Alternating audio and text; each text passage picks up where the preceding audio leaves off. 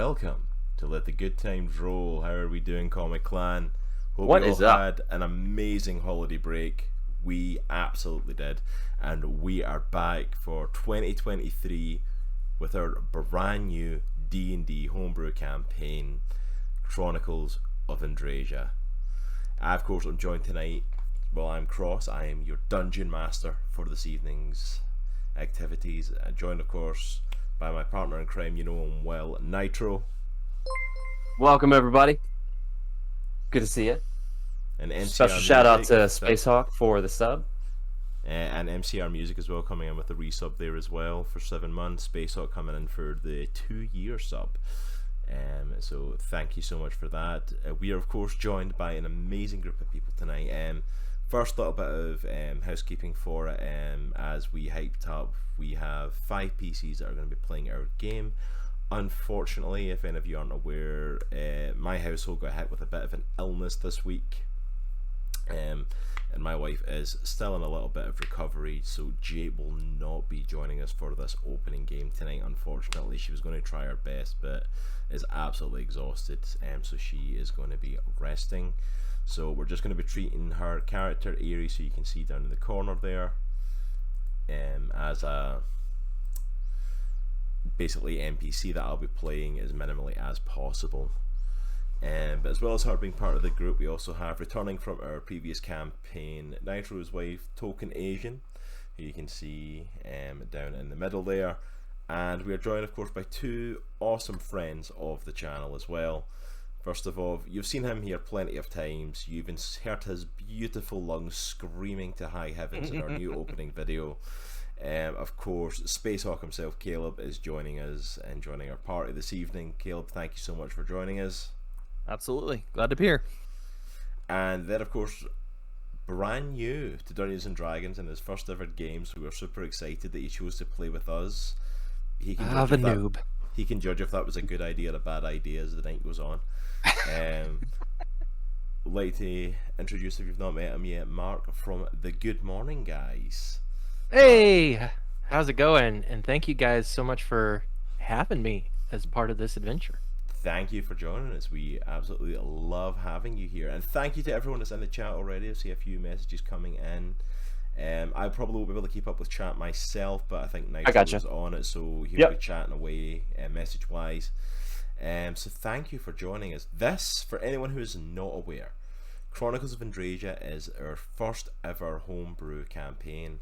We started getting into D&D end of last year. We got to play an amazing adventure to keep in the Borderlands, along with our DM, Mr. Tom Levine, absolute legend of a man. But for coming into this year, I have taken it upon myself to create a homebrew world that we are going to be delving into. If you have played Dungeons and Dragons before and have gotten into it, some things might be a little bit different. We are playing a few homebrew rules and stuff like that. If things don't line up exactly how you're expecting them to, then don't worry, it's okay. We've got it all under control, and if not, we're making a mess of it, we'll fix it later. It's not that important or that big of a deal. What's important is we're here for a good time, we're here to have fun, and we are here to tell a phenomenal story. And it is a pleasure to be sitting with these amazing people.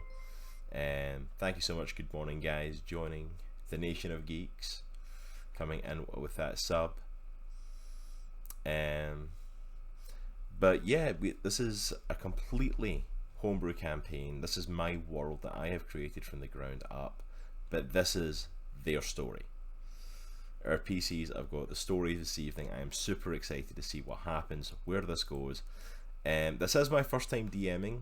As we said, this is Marc's first time playing. This is most of our players' second time playing, and our most experienced player is Spacehawk, who has played for a couple of years but mostly been DMing, so he's not even played for quite some time. So it might take us some time to get into the groove of it, to get back into things, but I am super excited. So welcome in, weary traveller, and join us for the Chronicles of Andriesia. No more humans. Yes. Let's do this. We need music. Dun, dun, dun, dun, dun, dun, dun, dun, dun, dun. See, that's the thing, like, getting music in it would be fine, but, like, see, try to get that to run through Discord so you guys hear it, and then run through the stream so that they can actually hear it, and also not get us copyright stricken. Like, if I can get us to just run the stream fine on the first time, I'll settle for that, and we'll work on music. But yeah, welcome to the world of Andriesia. So I'm going to do a little scene setting for you first before we delve into this. And thank you so much, Mallet, for those 100 bits to kick off the story. That's how you get a story told. You throw a little bit of coin someone's way, it'll always get you a good story. The little hype train going. Let's go. But for the Chronicles of Andriesia, welcome to the land of Andriesia. Our main setting for this evening takes place in the Commonwealth of the Union, also known as Union City. A place where stories are told, where people are brought together in unison to help build a community. Based upon 1,000 years ago, a great evil known as the Armageddon stood to conquer the earth, stood to raze it to the ground, and an amazing group of heroes stood against it, defeated that evil, and their descendants formed a party, or well, they decided to form a union, a place where they realized if we come together and stand together, we can stand up against anything that comes in our path. And they formed the first council of the union that would later sit in Union City. We are now 1,000 years on from that, and this is a hustling, bustling city. This is full of not only the council, but this is full of temples, this is full of sports arenas, this is full of stores, this is full of houses, this has got farms in the outskirts.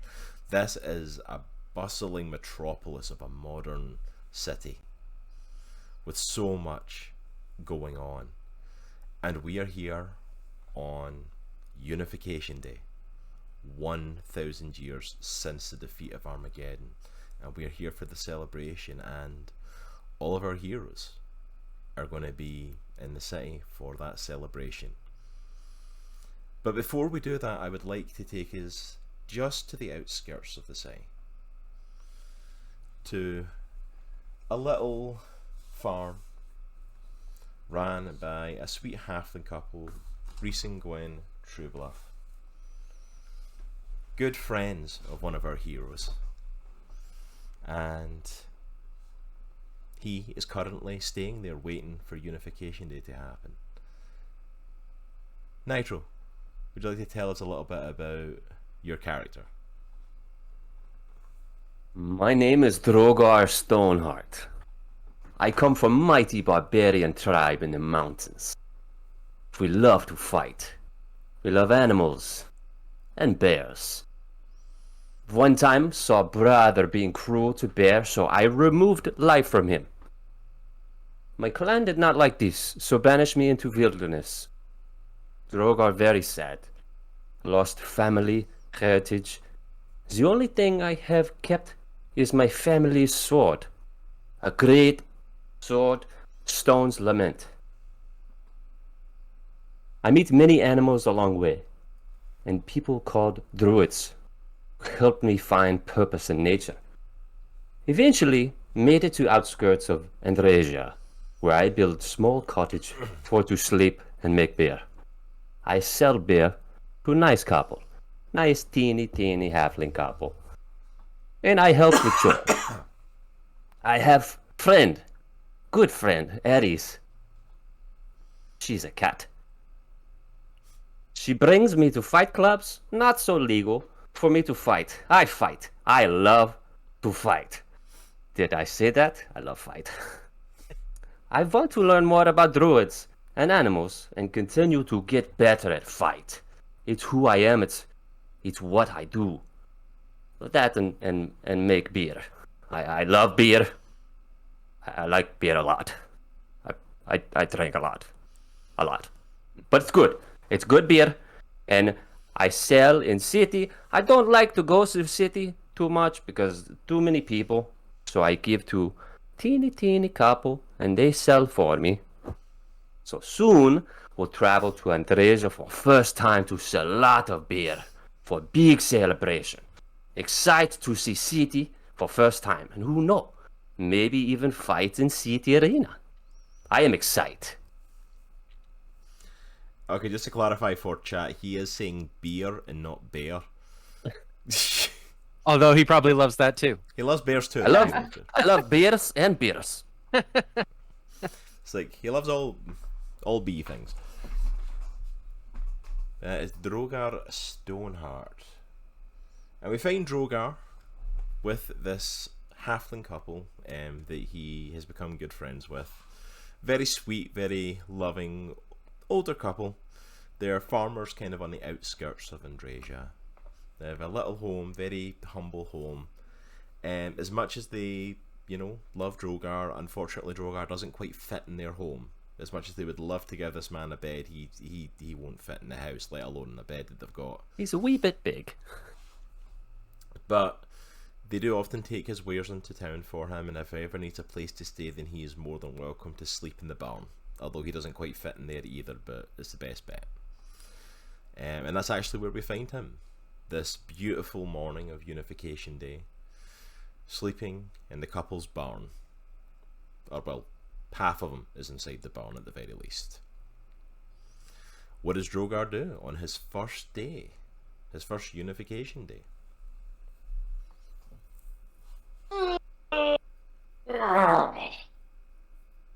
I need to gather beer for to sell in city, but I want to go with Aries because she knows city better than me.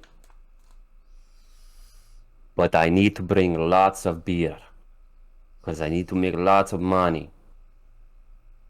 So I say we go. Let's go. Let's go to city. Okay, I am going to have to ask you to make a strength check roll on that yawn that you just did.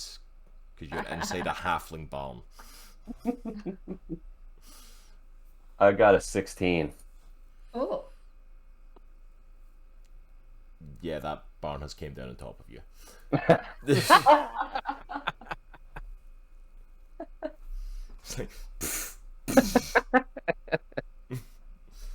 like you stretched your arms out, you took out that back wall, so the roof's still on it, but it's like that now.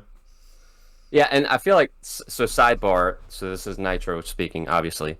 So, just to add a little bit more context to Droghar. So Droghar came from a Goliath tribe far in the mountains, and obviously, as a barbarian and from a barbarian tribe, their focus is on violence and just stopping threats and just perpetuating violence at all costs.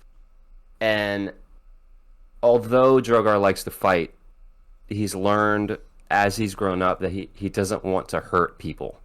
So when he got to that point where he, his kin killed that bear and everything like that, and he like crushed his head, he's like mortified. Like he doesn't want to perpetuate death and hurt people. So that's where he's standing right now. Like he loves animals. He's like a gentle giant, I guess, for lack of better words.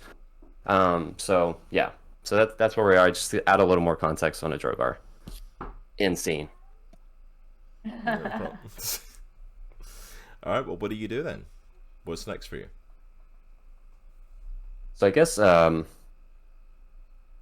start walking towards city. Yes? With the cart and the keg on my shoulder and push to get to city. So you're just gonna start walking and leave Aries behind? No problem. Well, Aries is beside me, I assume. No, Aries is in the house. Well, I yell at Aries to hurry up and follow me into city. I was gonna say Aries fits in the house, it's you that doesn't. Aries fits in there with them, it's you that fits in the barn. As you're yelling for Aries to come out there, the door opens and out comes Reese Truebluff, one of the elder couple. Like, good morning there, Droghar.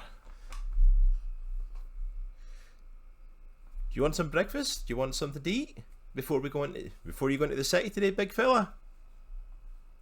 Droghar can always eat. Droghar Yeah, will stay and eat. come. And it's like he grabs you by the hand and like pulls you over.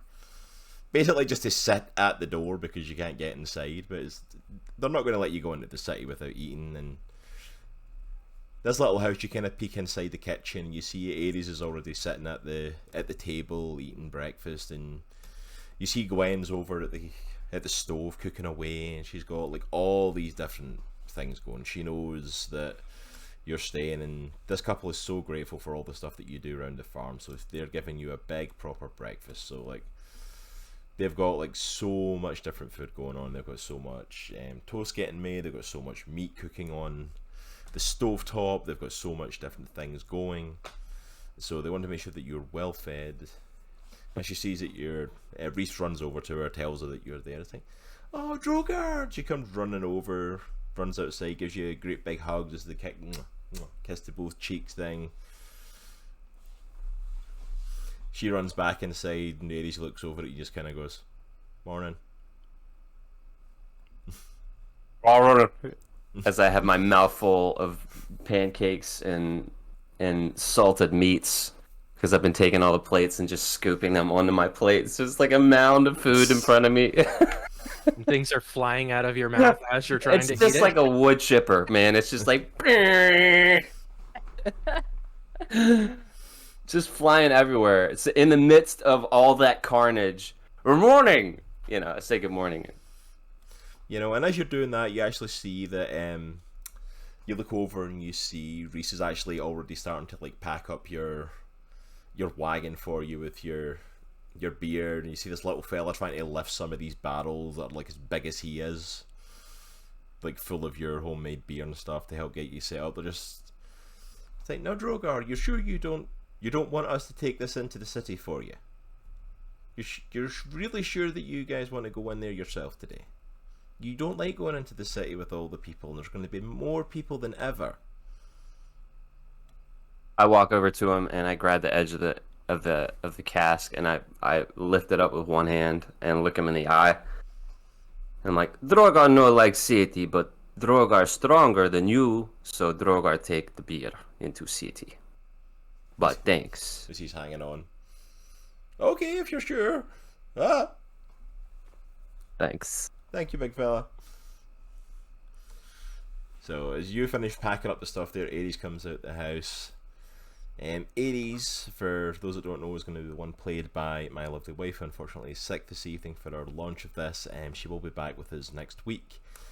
She is a Tabaxi bard with a little bit of a background with Droghar. A little bit of a wheeling and dealing in the background sort of thing. But she comes out, it's like, she looks over at the barn, like, what happened to you?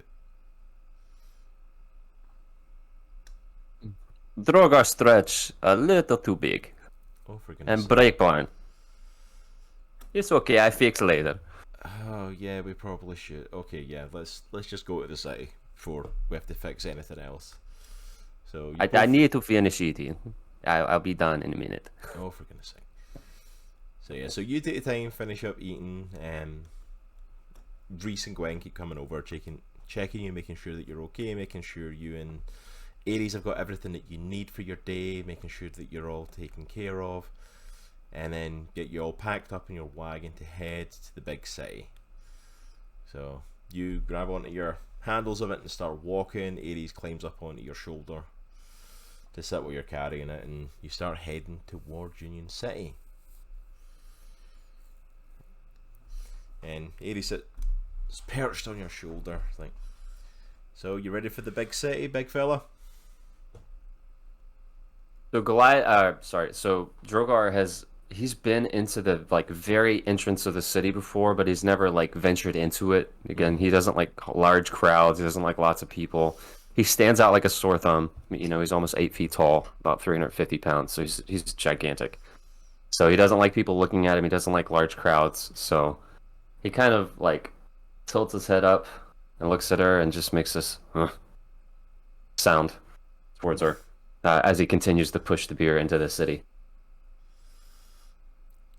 Oh, come on, big fella. It's not going to be that bad. I know you don't like coming into the city. I know it's not your favourite place, but I told you we've got something very special to do today in the city.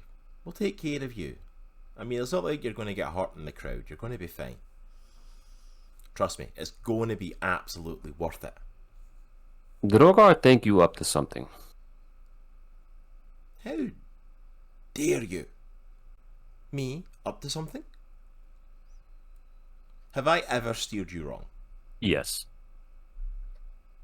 But you're my friend, so I trust you a little bit, but I trust you. That's all I need. I just need a little bit of trust. Just A little bit. I'll take the little bit. Not a lot of it, a little bit. You're going to enjoy this.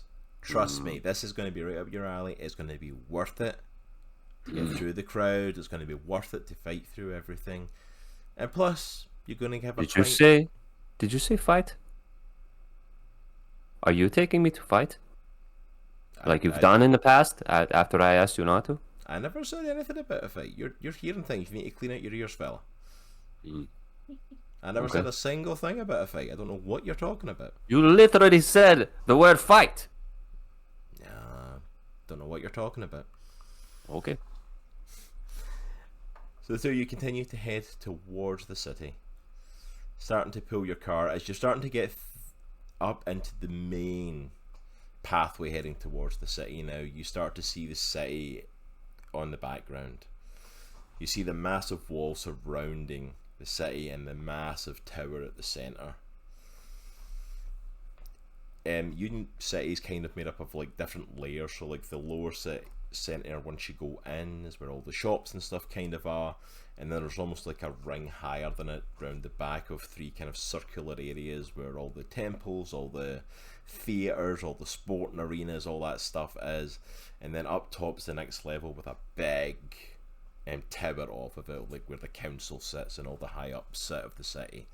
So you start to see this as you're coming up, and the closer you get, the more and more people are starting to push in. The more and more people are starting to appear, starting to push in, heading towards the city. You start to get a bit panicked going into this point. This is more people than you're used to, and you start to worry that it's going to just get worse because you're not even inside the city yet.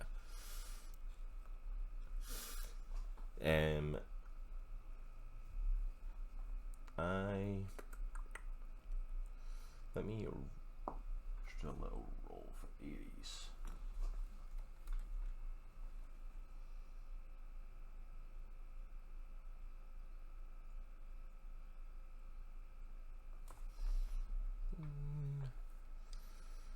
Alright. So as Aries is starting to get closer, she's like, here we go, big fella. Not too long now. Trust me, you are going to absolutely love this. So what do you think is going to be in the city? What sort of stuff do you want to do in there? What sort of stuff would be your perfect day in the city? I mean, I would love to...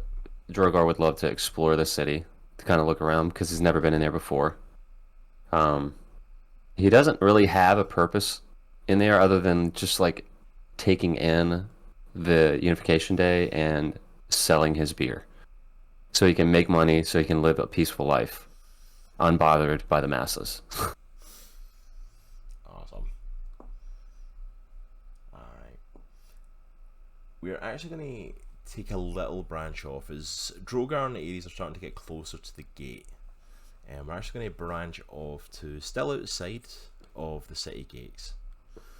And we're going to work our way away from the farms, away from all the wilderness area, and start to work our way down to the docks. Because Unification Day isn't just a place for lovable people like Droghar to come and sell their beer. There are plenty of people trying to shift and move their wares on Unification Day. And one of those such people is Caleb. Caleb, tells a little bit about your character. Hello, new recruit. I am your captain, Aerowen Silvertail. Captain of the SS Crescent. As you should know, you're on my ship. I love the salty sea air. Oh, you don't know much about me. Let me explain. I was a young Haregon in the city until I was rescued by my mentor and my friend. Unfortunately, he was He was lost. But I stepped up as captain. I stole a ship and I transformed myself into captain of this beautiful vessel. And one of the best pirates out there. I love the salty sea air. But, you know, we have to go aboard the city for unification. Don't worry, Derek. We're going to make some good money. I'm all about adventure. It's going to be great. It's going to be great. I promise. So yes, we meet Captain Aerowen Arrow Silvertail and his crew already docked in here and looking to start shifting their wares. So you see the ship already tied up, his crew already starting to lift barrels off and lift chests off and start to unpack things to start moving into the city. Leo, come here. Yes, Cap. Take the gold, go to Kalis. I have some things I need to take care of in the city. All right? Tell the men we know what to do at Unification Day, right? Yes, Give us Cap. a wink. Of course. We're going to make some gold today, get the boys prepared, make sure they stay hidden in the crowd, and wait for my signal. I promise. It's going to be great. Yes, Cap. Whatever you say. Like the last job. Don't forget about that. All right. I have a quick errand. Somebody I have to see. No problem, Captain. We'll get it all taken care of for you. So, Leo heads off, tells the crew, starts to get them all set up to start doing your thing. Over to Arrow and his job. All right. It's been a while since I've been here. The tavern, I think, is that way, or the brothel. Oh, yes, it's that way for sure. Yeah, so Arrow starts to head his way up from the docks, slips in to the city a little bit differently, and if he's heading to the place I believe he's going, it is the Prime Bar and Brothel on, especially on a day like Unification Day, Sin City. Sin City, pretty much one-stop shop. Think of your old Western tavern where you need a drink, you need some female lady company. This is the place to stop off and be. I'm assuming Arrow makes his way in. Arrow's gonna walk over to the bar and give it 2 knocks and just sit there, having a hand on his chin. He goes over, gives it 2 knocks. It's like you're expecting to see the owner of the establishment, and actually this, you don't see him at first because he's about the height of the actual bar, but you hear some footsteps coming, and then up on the steps you see a little gnome. Yes, sir. What can I do for you? Oh no, not you, mate. I'm looking for your boss. Can you help me out? You're looking for the boss. I'm looking for the boss. On Unification Day, you're looking for the boss. She's not going to like to be disturbed. Hold on. Arrow's gonna reach in his pouch and pull out 1 gold and like puts his finger on it and slides it all the way across the bar. Doop. Oh. What about now? I need to see the boss. Thank you. Yeah, she's not going to like to be disturbed on Unification Day. Oh, trust me. She's gonna want to see me. I promise. Who should I say is asking for her?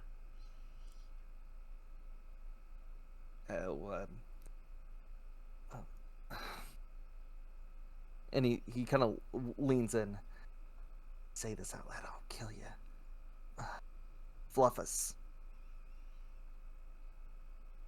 Fluffers! Oh, The 5 guys that are all at the bar all kind of turn around and look.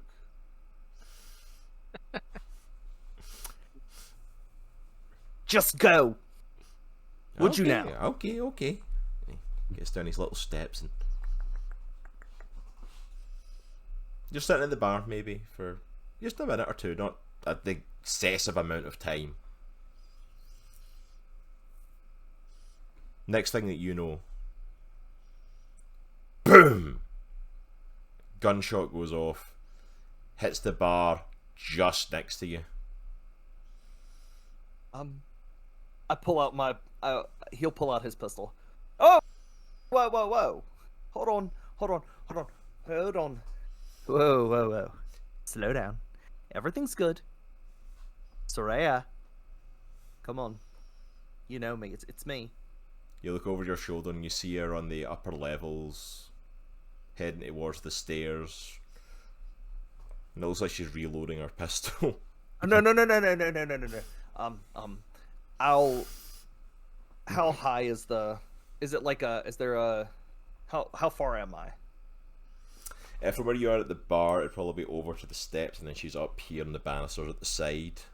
So she's had a shot down like this. You're going to bunny hop up to her? Okay. Yeah, I got 10 feet. I could jump up 10 feet with my hop. Okay. It might be a little stretching. That give me an athletics check on that. Okay. Just because like you're going up, and then there's a distance over as well. 16. Yeah, I'll say you just make it. You kind of like you awkwardly land, but you land like on the railing. And I'll kind of walk up to her. Whoa, oh, I see you still got it. And he waves his pistol. Yeah, you got it. Oh no. Is this about?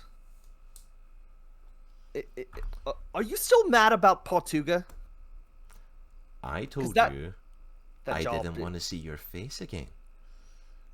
Without my money. Hey. Isn't it Unification Day, though, right?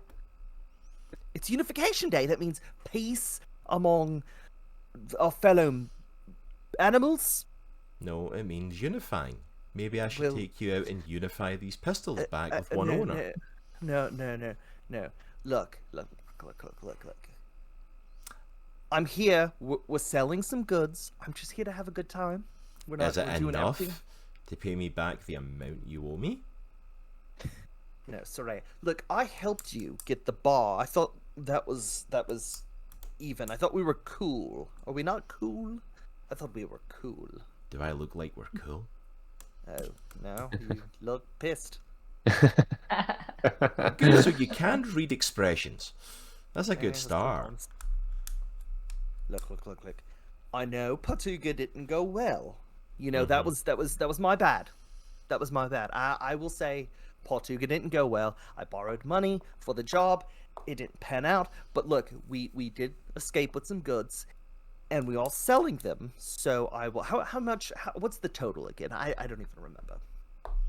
The total? 50,000. Oh, come on. It's me. You can't cut me. Said you were pulling off the heist of a lifetime. Well, you did believe me. She points a gun back at you again. Oh, okay. No need to put the gun down. He kind of like puts his hand on the barrel and just slowly lowers it. No. Her hand is just like... like you're underestimating how much this woman wants to shoot you. Look. I'll work on it. I promise. We're selling some goods, and we'll see. Can we put the gun down, please? I have a plan. She releases the hammer and puts it back into its holster. I have a plan. Come on, for old time's sake. Remember that time we sailed together down south?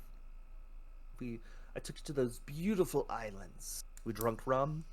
We had a good time. It's fantastic.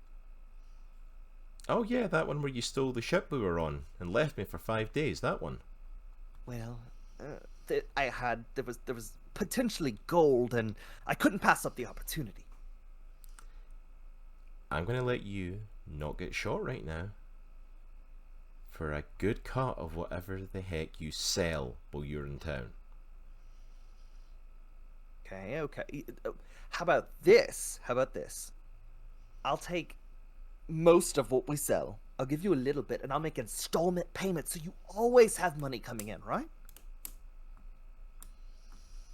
Would you be okay with that? I'm very persuasive.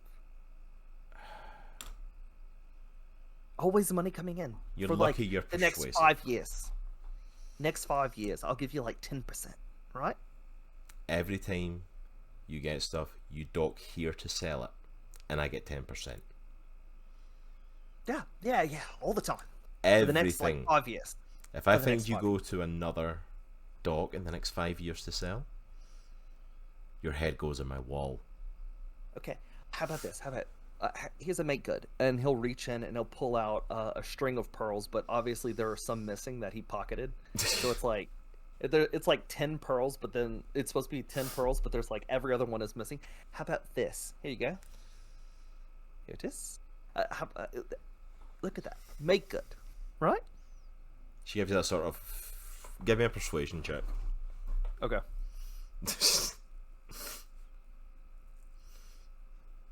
Oh my gosh. It's a crit fail. Oh no. Womp, womp. She throws the pearls back at you. You were not expecting that. Whoa, okay. You okay. fall off the railing and land on the floor Oh! below. And you take 5 points falling damage. Oh my gosh. Like half of my health. Oh! And I'll shout out, by the way, where's the girl I'm looking for? You see Saraya take her time and she walks down like a kind of like spiral case. Comes down behind the bar. Waits for you to pick yourself up and come and sit down at the bar again. Where is she? What girl?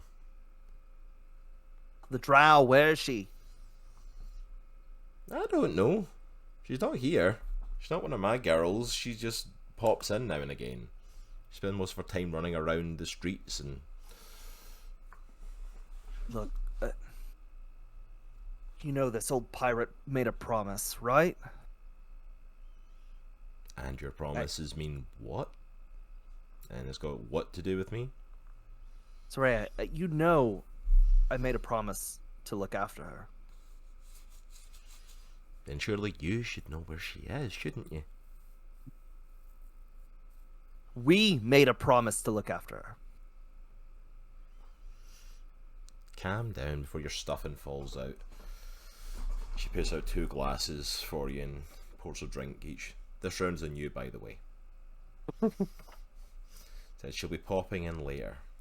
Stick around long enough, she'll be here. Alright. Can I at least take a rest of some sort? That ball really hurt my butt. Ow. Well, you're He like more than fluffs his tail a little bit.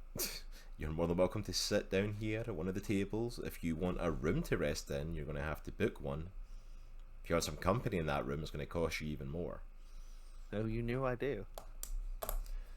And he pulls out. Once again, I'm a little short on cash, but can you get me this time? Caught me, and then get you next time, for old time's sake. It's going on your tab. If you leave town before the tab's paid, I will shoot you.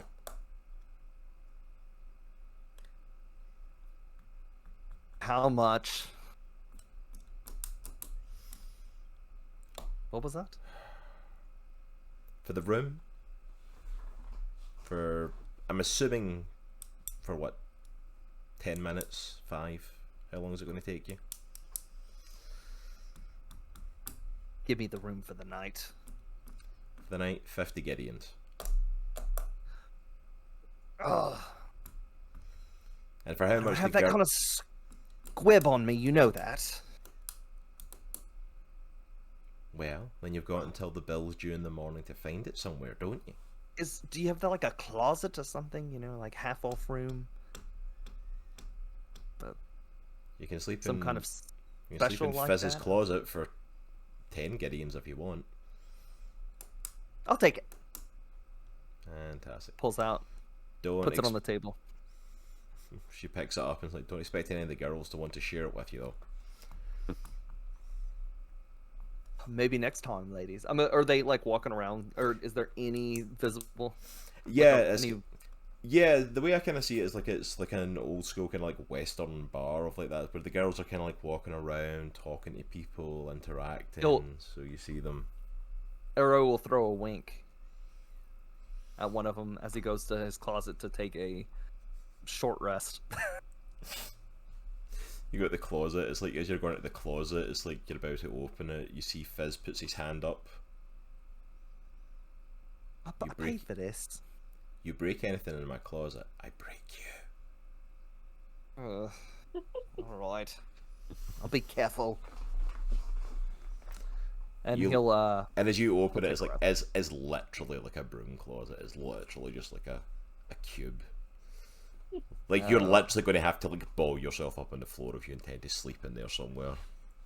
Yeah, it's fine. I'm trying to recover some health, so. And your pride. Yeah. It's just to make sure, Cross, are we doing a 1d6? Yes, I believe it's 1d6. Okay, I'm gonna take a short rest. Yeah. We'll leave Arrow to take his short rest and heal his pride from from falling off the balcony. That couldn't have gone any worse for him if he tried. I love it. So, to someone who's hopefully coming into the town on a bit more of a chipper note than Arrow is feeling right now, the third of our, well, fourth including Aries, but the fourth of our heroes are coming into the city. First time coming into the big city, there's so much to see, and no one in our group has a thirst for knowledge more than our next hero. Marc, you tell us a little bit about your character. So my name is Minnich. Minnich Aroumenar. That's Aroumenar. Did you get that right? Did you spell that? Oh, you did? Okay. Great. Wonderful. All right. So I hail from the deep wood of Kasich Wood. Have you heard of it? No. Great. Okay. Well, it is a nice place. It's obviously a deep wood where the wood elves, my fellow Kasich Woodians, we tend to enjoy our time there. I tend to enjoy my days just writing and reading different books. I thirst for knowledge. I thirst for information. That certainly comes from the deity that we worship in Kasich Wood. I come from a particular religious order. I'm kind of a big deal, kind of. So I actually come from what's called the Order of Kasich, and that is a religious order. It makes up 4 families. That is basically the religious order of Kasich Wood. My family does come from a long line of people who are in that order. We worship Denier. Denier is the elven god who is all about knowledge and obtaining wisdom, understanding history and all things of that nature. And so I tend to take on his mantra as I seek to honor him and seek knowledge, and so that is what I spend much of my days. I find that we need to learn in order to tread through to the future. We need to understand the past to go through the future, and so. I'm supposed to be kind of the head of the order, but I'm kind of not right now. Now understand there's a reason. Of course, there's a reason for everything.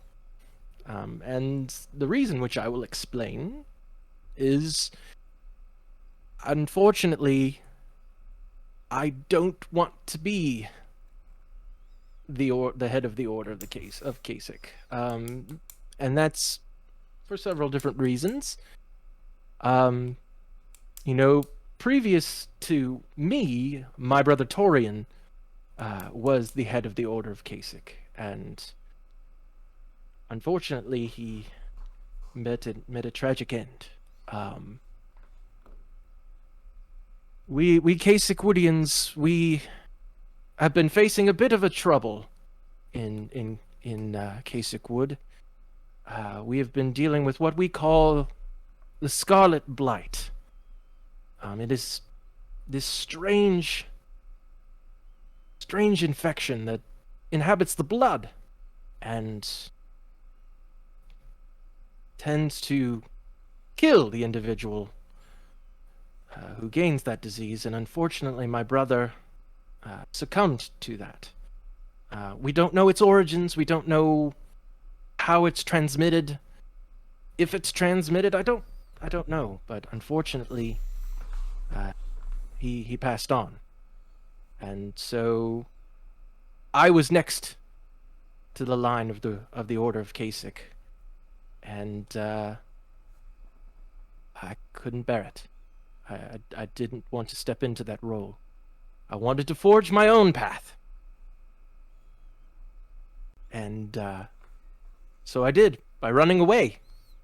Not exactly the best course of action, but it's a course of action nonetheless.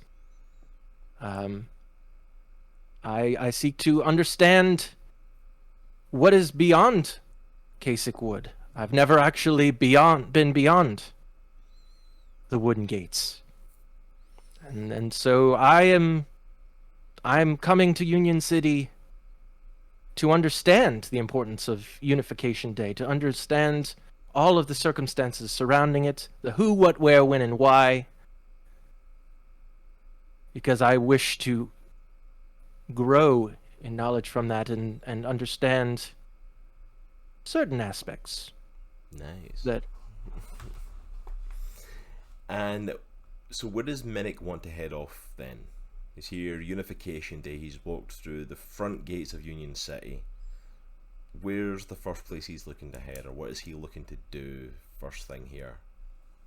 Where's the best library you've got in Union City? Alright, so this is the best library. He is going to be heading up to the upper rings. Takes him a while to find directions to get there though, because there's so much hustle and bustle, and a lot of the people in the lower rings, if you're not generally buying their wares at this point on Unification Day, nobody cares. It's like giving directions to go to the upper rings, nobody in the lower rings really cares about what's going on. But eventually you find it, you get directions, and it's up, not fully in the upper ring where the council is, but in the next tiers there is the library of Sam. Let me get my stuff of it. Society of Adventuring and Arcane Magic has got the biggest library in the city. You finally make your way up there, up to the middle tiers where that's situated. It's a lot quieter up here compared to the lower tier. The lower tier is just like a constant, like, shoulder to shoulder of people bustling off of each other. Up here it's a bit calmer. There's a lot of tourists, a lot of sightseers, a lot of people going to the theatre productions and the sporting events and different stuff.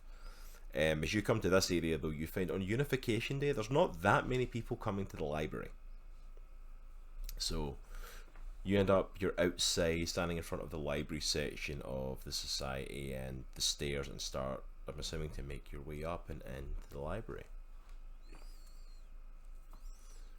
And you head inside, and you see just a little desk with someone, just a little old lady sitting at it, just a kind of like elderly halfling woman, just kind of sitting at the reception desk there. Not a lot of hustle and bustle inside, not a lot of people around. What do you want to do? Ma'am? Yes, sir. So first off, I must say, I am astounded by the complete lack of people in this room. I love that there are little to no people here. I just wanted to make that known, because there are so many people out there. Yeah, it gets quite busy on Unification Day. Lots of people come. No one ever comes to see me though. Well, today is your lucky day, because I am here to see your books, as well as you, but more so the books. Oh, of course. But you can help me. I think you can. What sort of books were you looking for, dear? So I am looking on everything that you have on the history and the circumstances surrounding Unification Day. I want to know the who, what, where, when, and why. You know, who were these heroes that were involved in this incredible fight against this Armageddon? And what was Armageddon? Where did he come from? And how did they thwart him? And I want to know all of it. So whatever books you have, I want all of them. Oh, of course. All of that books is on the top floor of the library. All the history of Union City and how it was formed is up there, and it includes all of that information, dear. And because the whole city was formed around what happened with Armageddon and the heroes that day. So yeah, if you head up the stairs to the very top floor in here, yeah, you'll find everything you need up there. And there's a directory up there with all the different sections and everything for you. Fantastic. I would take you up there myself, but I'm afraid my little old legs can't make it all the way up to the 16th floor via the stairs anymore. Okay. Good thing I have sturdy legs, I suppose. Well, just point me into the general direction of where to go, and unless I maybe carry you, and you could show me around. Do you want to carry me up 16 floors? I wouldn't mind the help and the company. I did say I'm astounded at the lack of people, but one would be wonderful.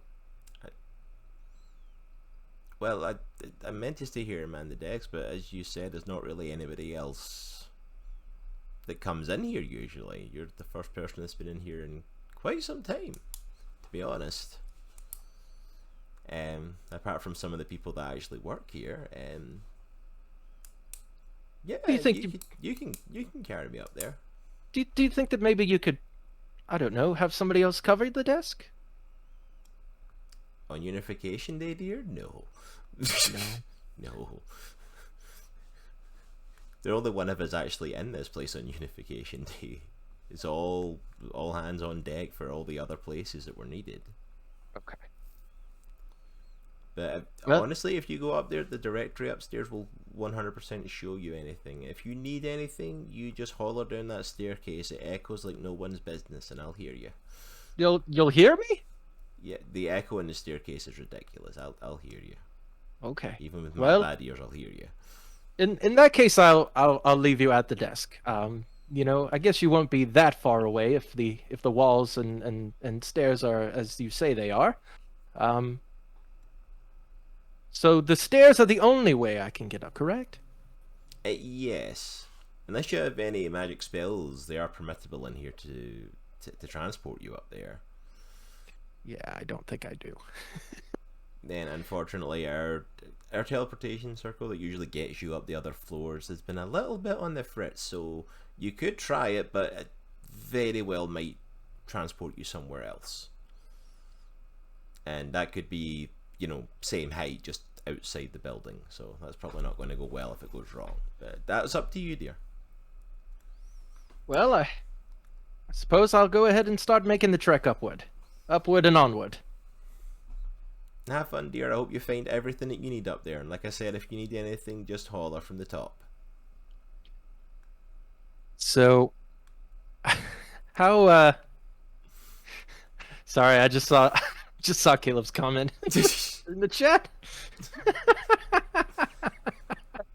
Could you be an elf? I am officially the elf on the show. Oh gosh, that's perfect. Oh. That's the best joke of the night.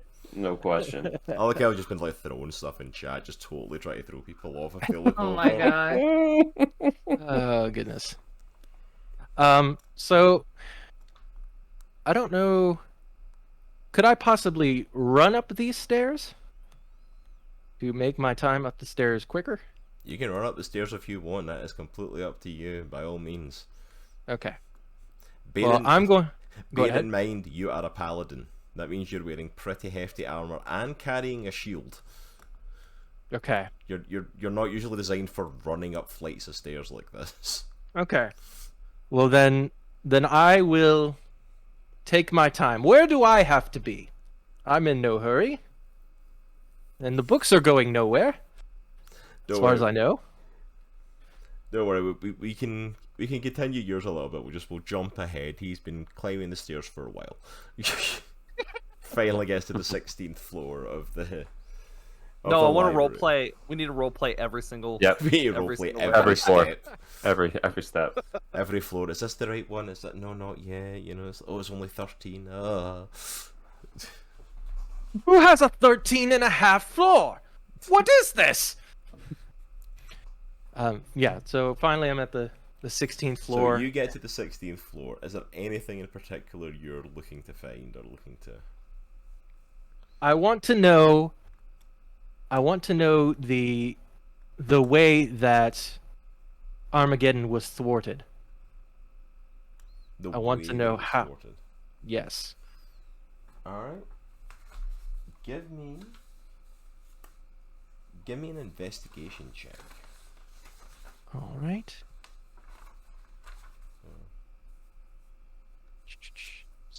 Sorry, give me 1 second here. No worries. So for investigation Okay. check, you're just going to roll your d20. Yep, And I then see that. add your modifier to it. 6. 6. Dadgummit.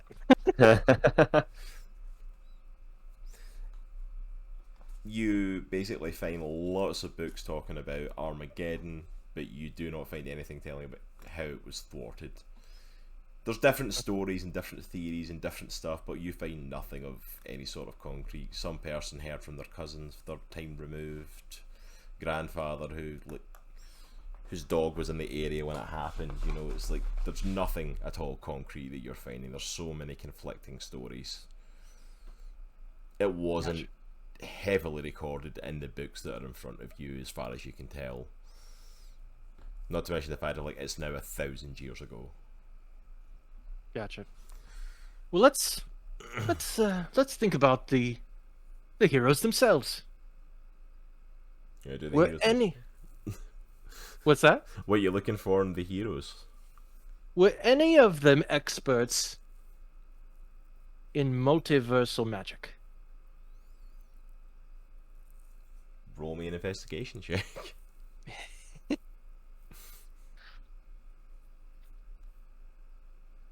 Dadgummit, too. Maybe. Oh. That's what you get at 2, is like, oh. Yeah. Whole Hey, bunch we're of just fluff. saving the good rolls for later. Yeah. Um, This is newbie's luck.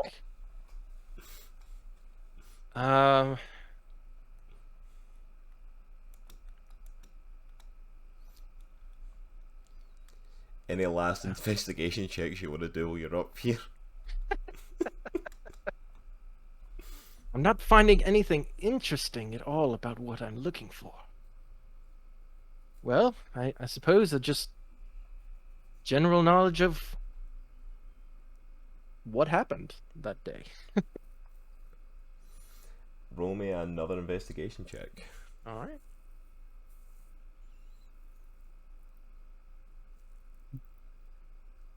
This thing is broken. It's 2. Just gonna learn a whole bunch of nothing.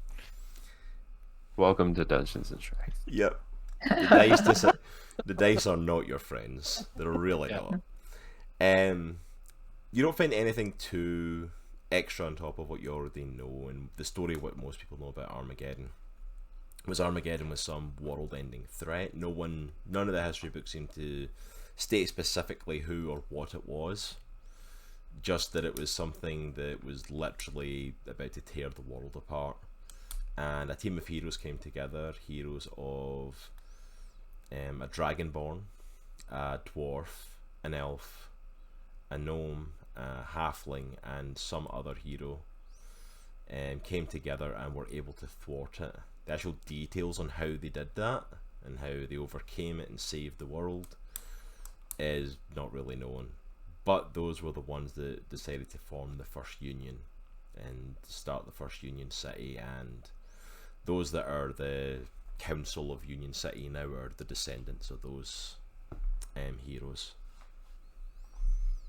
Gotcha. Okay. This is worthless. There's nothing. It's all just general gobbledygook. I mean, don't get me wrong. It's great stuff. It's wonderful. But at the same time, it's not what I need. But One more thing before I leave. And I'm gonna do one more, I guess, investigation check.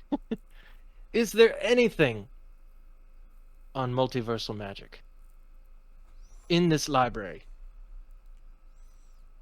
as you're asking this out to yourself, roll me a perception check. All right.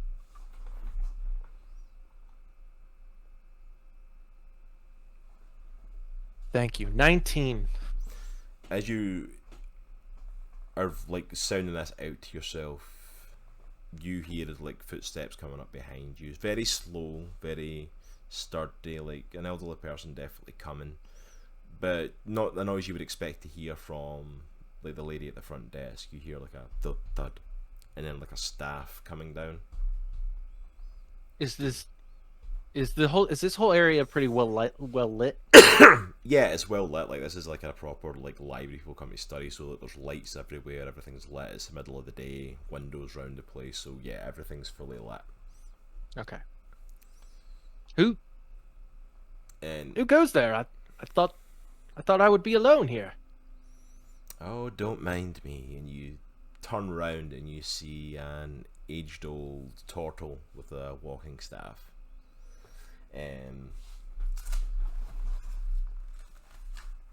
Don't mind me, sir.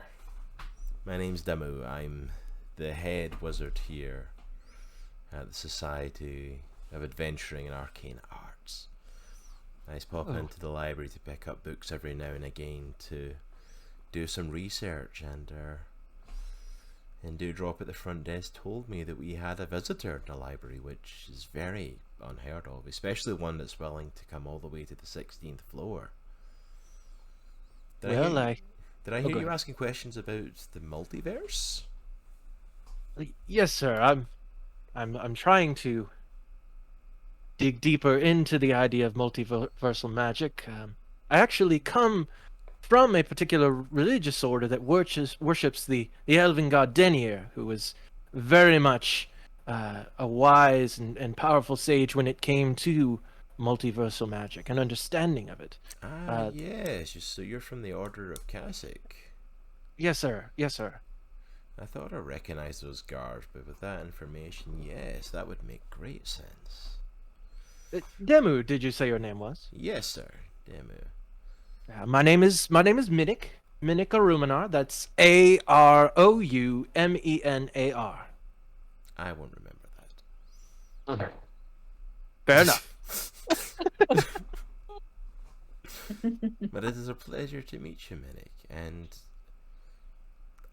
I don't have any definitive knowledge to pass on of the multiverse itself, but it is a vast topic, and there are many books here with many theories upon it. Really?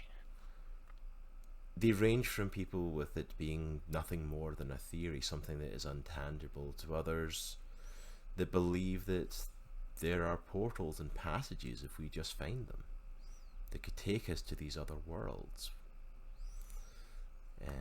You wonn't find them up. You won't find those books up here on the 16th floor. You'll find them much lower down.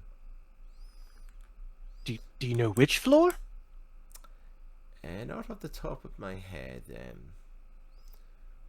but we can go down and we can check. Oh, will you go with me, sir? Yes, of course. Brilliant. Absolutely brilliant. I'm see- delighted to meet you, sir, and yes, we shall go forth. Just as you're about to step onto the stairs to start walking, you taking the stairs back down? I mean, that I was told that was the only way we could go back down. No, not for me, son. Not for me.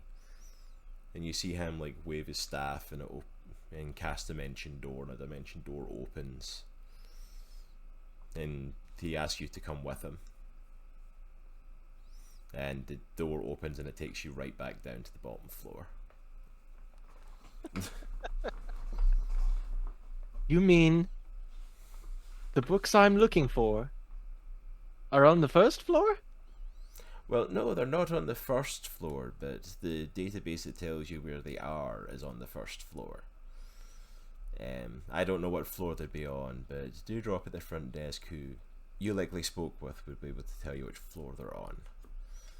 Unless you want to walk down the 16 flights of stairs to walk back up however many again. I absolutely do not want to do that. That's what I figured. Yeah.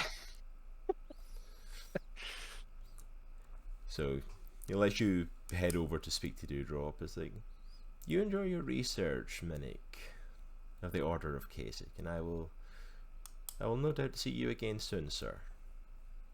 I enjoyed our conversation today. Demu, it was an absolute pleasure to meet you, sir. Take care. And he starts shuffling off. So, did you find the books you were looking for, dear? Well, no, not at all. Not at all. I've found a lot of seas of nothingness. I'm so sorry, dear. I'm so sorry. However, I was told by a certain portal that you would know where to find specific books on multiversal magic. Oh, yes, we have a number of books with theories on multiverse. The library's collected books from all over, so yeah, there's a number of them. I believe they're on the 4th floor? That is much better than the 16th floor. I believe they're up on the 4th floor if you want to go and do some research there. Excellent. I appreciate you very much. No problem, sir. Hope you have much better luck with this one. Oh, goodness. All right. 4 floors. Alright. So you head to the 4th floor, and we'll do one last. You want to do a little... Well, there's not really an investigation check here, because a lot of it is mostly just different theories of it, so... Yeah. You can spend as much time as needed here, but like a lot of it is just vast theories of the different things in the multiverse. Basically everything that you're looking to study on multiverse is here. No one has a definitive thing because no one has ever travelled it. No one has got any specific theories. People believe in portals, but no one's ever successfully opened one. People believe that it's just a theory. It's just an idea out there. Other people believe that you could literally just step across at will. But it's all just theories. But you can get lost in these books here. Theories. They are but threads that are short and ending. But we're going to leave Minnich to his books and travel to the last of our heroes. Unlike the rest of our heroes who have all travelled to Union City on Unification Day, the final member of our party is someone who had to do no travelling. She was born in this city, she grew up in this city, and probably knows this city better than almost anybody. Tokenation, would you like to tell us a little bit about your character? Yes, my name is Erellia Duskryn. I am a Drow. Most of the people around here look at me like I am just scum, which makes me not feel bad at all that I have to steal whatever I want. And when I say I have to steal, that can be up for debate. But I have lived here my entire life. My parents were murdered when I was young. I was on my own, but my friend Rome we met up and he's protected me and we've protected each other ever since until he was murdered for stealing. And of course, he didn't get a trial, but that's just how it goes in Union City. No one cares about us under filth. So now I just do side jobs of stealing or whatever people need me to do. Rome really kept me away from being one of the Scarlets, which I, if it weren't for him, that would be the life that I'd be going down the road of. And unfortunately, I would not mind fighting in the proving grounds because I've proven myself, obviously, because I've had to fight to survive my entire life. But I also don't have money for doctor's bills. So to keep my, self nimble and able to do these little jobs, I tend to stay away from the proving grounds. So now I'm just here at Unification Day, whatever they call it. Stupid. Absolutely. And I'm really not excited for it, but it's just a good opportunity for me to pick some pockets and hopefully not get rounded up by the Union Guard. Because when I hear Unification Day, I hear everybody who they don't like gets deleted. Absolutely. So on a day like this then, what is Erellia doing? Aurelia's not here enjoying the party atmosphere. She's just watching a bunch of randomers come into her city. What would she be doing on a day like this, with all the crowds and the hustle and bustle, and what would she want to do on a day like this, and where would she look to go on a day like this? I'm on high alert. All I want to do is see how much I can get from these foreigners, and I'm just making myself unknown, hiding and observing and talking to some of my friends to see what they think. But really, I'm just using this as an opportunity to make some coin. Awesome. So you kind of make your way through a lot of the kind of back alleys and different stuff across some of the rooftops and stuff in the lower levels. You don't really tend to drift too much higher than that. Absolutely not. As you're passing by, maybe trying to pick a few pockets, roll me a sleight of hand check. See if you can snag anything. Let's see.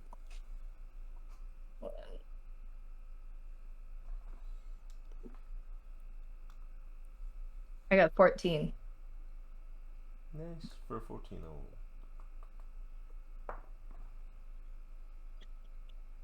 Off of a few different people, you get maybe about 20 Gideons, like a couple of Gideons here, a couple of Gideons there. You're not making big money off of some of them, especially in the lower level. A lot of the money's getting spent quick, especially at the bars, especially at the food places. But you're picking up a few coins here and there, so you've got about 20 Gideons on you now, just from just random. And again, like this is what you are. You're a rogue. You're like smoothly just kind of passing through the crowd.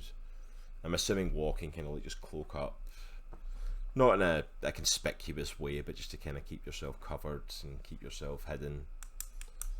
Walking through the flow of traffic. Is there anywhere specific you want to head to, or any specific friend you want to see, or? And eventually make my way to Soraya's place. Okay, we can head over to Soraya's place. Because you do have someone there that was looking for you anyway, so you make your way. I just want to see what she thinks. So you make your way to Sin City and walk in the door, and as you come in, you kind of take your cloak down. A lot of the Scarlets, who, for anyone who doesn't know, the Scarlets are basically the prostitutes that work there. But a lot of the Scarlets kind of wave you a hi and how are you doing. And you see Saraya's behind the bar and she waves you over. Erellia, and she comes round from behind the bar and gives you like a big hug. It's like, good to Ooh. see you. I'm not, you know me, I'm not touchy-feely. Get Oh, away. Don't get over yourself. I'm just kidding, girl. How are you today? I'm doing great. How are you doing, sweetheart? I was wondering where you were. Oh, I was just trying to make some money. I only got a few coins off of some people, but, you know, the more they drink, the less they care. Oh, don't worry about that. I'll have enough coin that I can drop you some if you need any here. It's like there's a lot of coin getting dropped in here today. They come in here too stupid to know what to do with it. Oh, Idiots. speaking of stupid, someone was in here asking for you today. What? Saraya gets up and goes over to Fizzy's like cupboard, which is like just off the side of the bar, and then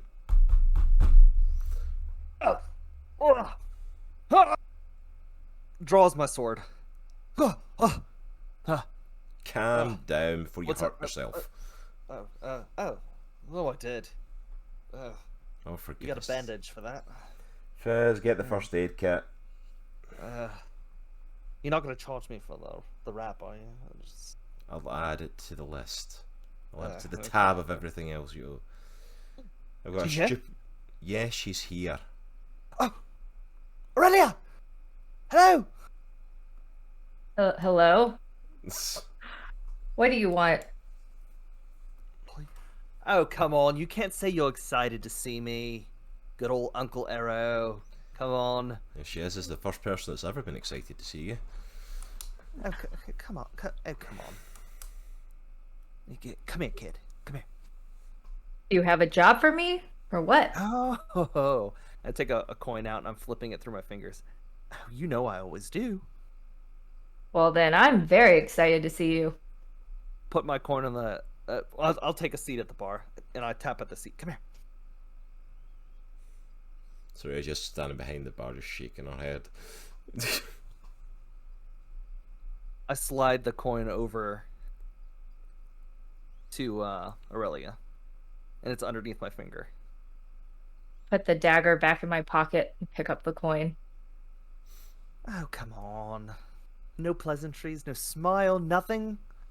You know I'm your favorite pirate, right? Am I your favorite pirate? I better be. You may be my only pirate? Oh, well, kind of close enough. So, what do you got? What's going on in the town? Anything good? Any good marks? I don't know about good marks, but there's plenty of idiots running around thinking that they own this town. It's Ugh. just annoying. Gross. Well, is there anything you could tell me? Are you seeing anybody that looks like we can rob them? I'll cut you in. I guess I did see a few. I think they were high elves, maybe. Oh, Couldn't tell. I hate the high elves so much. Almost as much as I hate wood elves. But man, oh man, do I hate elves. They're pompous. Arrow, Oh, roll me a don't- perception check. that would be a 16. You catch it as it's coming up towards you, but it's still not quick enough to stop him from doing it. But you hear like footsteps coming up, walking up behind you, and you recognize the footsteps. Ew. And before you get the chance to turn around, though, you get your hand like on your pistol, and just as you're about to draw, you feel a gun on your back. No. What's happening here? What? Always the last on the draw, aren't you, Arrow? You look at your head Oh. round, and you see Captain Garrett Blightclaw, former crewmate of yours on your previous ship that had went down. Also, when you abandoned that ship and took your current one and that crew under your wing, he stayed on the other ship. Or he stayed with that crew at the very least and got a brand new ship. So you know this man well, but you guys have now been rivals for quite some time. Bright Claw? Yeah. Right? Blightclaw, yeah. Blight Claw! Calm yourself down there, Thumper. I give a quick look, a quick glance at Erellia, like don't, like, chill out, don't, Yeah. like, be cool. For your 16 though, it's like you don't recognize the type of weapon he's got against your back. It feels like it would be a gun, but it's not a pistol. It feels bigger. You couldn't have just died on the Snapdragon when I blew it up. What, and Could give ya? you the satisfaction? Not at all. I'm not gonna let you get away and get all these spoils. Come on, Arrow. I mean, look at the state of you. It's Unification Day. You already been in a brawl? My crew's already out there making money. Where is your crew? Probably Around. they're probably laying out flat drunk somewhere or getting their heads kicked in by my crew. And just think, all I would have to do is pull the trigger and I could blow multiple holes in you right now, and it would all be over. Oh, but you know Soraya wouldn't like that. Come on, get her all messy. That's not the brightest thing to do. Make me a And perception. besides, Make me a perception this is how you check, want to take me? Arrow. Like a wuss? Haha. Perception. Oh wait, sorry. I rolled the wrong thing. A 21. 21. You look over at Sarai. Oh, I'm sorry. I'm sorry. That was a negative. I rolled twice. I apologize. It was a nat 1. I didn't see it. That one. Yeah. So yeah, you look at Sarai and it's like you're not really seeing if she's actually going to help you out or not. In this moment, it's like she's kind of like nodding her head down, like towards the weapon, like. All right. You know what? That's It's the thing. Unification Day. I'm going to let you off with an easy warning here, Arrow. But I see your ship out at sea. I promise you're going to sink. Hope you have a lovely Unification Day. You hear him holster his weapon and walks away. Or knows to at this moment to keep quiet, even though he wants to say something. All right, Arrow. Are you going to deal with your baggage? Are you going to be a problem for me? I definitely need this job, but I don't need anybody on my tail. Hey, I've always come through for you. Remember that. Anytime that I've made port, I've helped you out. Anytime. So, of course, I'm gonna come through for you. I always do. Yeah. Soraya steps forward and kind of smacks you with the back of her hand just against the shoulder and come here. And you step Wait, to me the or her? To you, to Arrow. Okay. What? Yes. Do you realize what he had at your back? Now, was it a gun or something? I don't. It's not as good as my piece. It was a pepper box. Oh. A 6-shot gun. He could have killed you flat with that thing. Doesn't matter if he was near a vital organ or not, one of the bullets would have hit something. That's why I'll kill him. I'll You, kill him. First of all, you don't bring crap like this into my bar. Hey, he started it. Yeah. Wasn't me. Zip it, bunny. And second, it's like you deal with this thing before it gets you killed. Worry. I know what I'm doing. I No, you always don't. make- Oh, well, I mean, sometimes. Look, I know make it, you've got right? this coy charm that you think just wins everybody over. But you're not the most knowledgeable person at this stuff. I'm being fully serious. Him carrying that piece, he needs to know half as much as you do to pull off something dangerous with that. Please be careful. Oh, so you're concerned? that I'm going to get my money? Yes. If you Well, die before I well, get it back, I'm no chance of getting it. thought it was the other thing. I thought, we. Yeah, I bet you did. Something. Yeah. Oh, well. I thought it was going to be a. She walks away and starts walking back to the bar. Yeah. Can't win them all, right? Yeah. Trouble. Jumps. Idiot's going to get himself killed. That's the trouble. Just if stuff starts going down with Arrow and the Knoll, just run. You don't have to tell me twice. If he's got a piece like that on him, that Knoll could do some serious damage. That's not your typical weapon. We're going to move on from the bar back to our first heroes, who are just coming into the city. Actually, they've been having a nice walk in. At this point, Droghar's kind of found a spot where he thinks could be really nice for setting up his, his beer and stuff, and is feeling really good about his day. All right, big fella, you ready for the surprise? It's time. Droghar looks around with his jaw is just hanging. Hello. There's Droghar. Aries is like jumping, trying to get your attention. yes. Sorry, there's just so many people. For goodness sake, I need like a stick to hit you with. I can't get you when you're up there. There's so many animal people. It's crazy. Don't touch them. They're so cute. Don't touch them. Please don't touch them. Please don't touch them. I'll try not to touch. I'll try. Oh no. Anyway, come on. I've got a big surprise for you. We need to head to the middle ring for it, but come on, trust me, you're going to absolutely love this. You're going to absolutely go crazy for this. Come on. And Aries looks around and sees the crowd of people. You know what? I'm going to get in your shoulder and you're just going to walk us straight there, because I'm not getting through this crowd. Where are we going? Just go up to the middle ring, up to the next level. Trust me. I'll guide you once we get up there. So, Alright, let's go. Let's do this. you follow Aries things like, alright, over to this ring here, over here, and you climb up through the middle ring.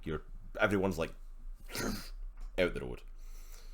You're like an 8-foot Goliath. Most people are just like getting out of your way, because if they don't, you will make them get out of your way without even trying. And she's like, we're heading there, that big building right there. What is this? What is this building? Trust me, this is going to have one of your favourite things ever. This does not look like the place where we sell beer. It's not for beer, no. It's like, you like animals? You I all love the animals. There I are like bears. There are so many animals inside. So many animals inside, and you will get up nice and close. You remember I told you about those cages where the animals are inside, and you get to go inside and put your hands on them and pet them and stuff? They have animals in cages here. Well, not in cages, just to keep them safe, so you can go in and see them and stuff. But they don't. You're talking like a zoo.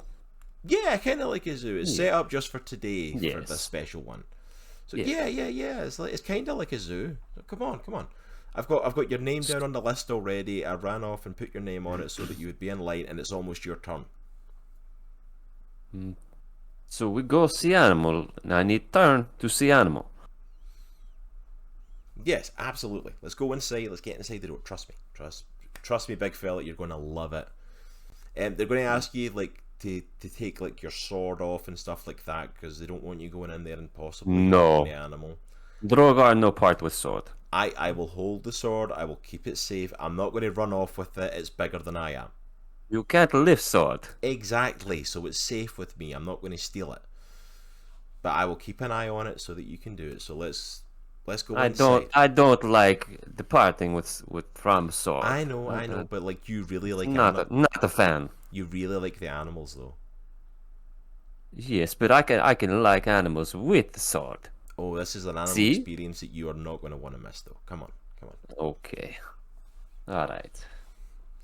Yes, do they have balloon animals at the zoo? They do have balloons. Yes, they do have some balloons. You will see balloons in there. Absolutely. That's my favorite. Let's go. you enter inside the doors of what Erellia talked about earlier as the Proving Ground. The Proving Ground is not a zoo, unknown to Droghar.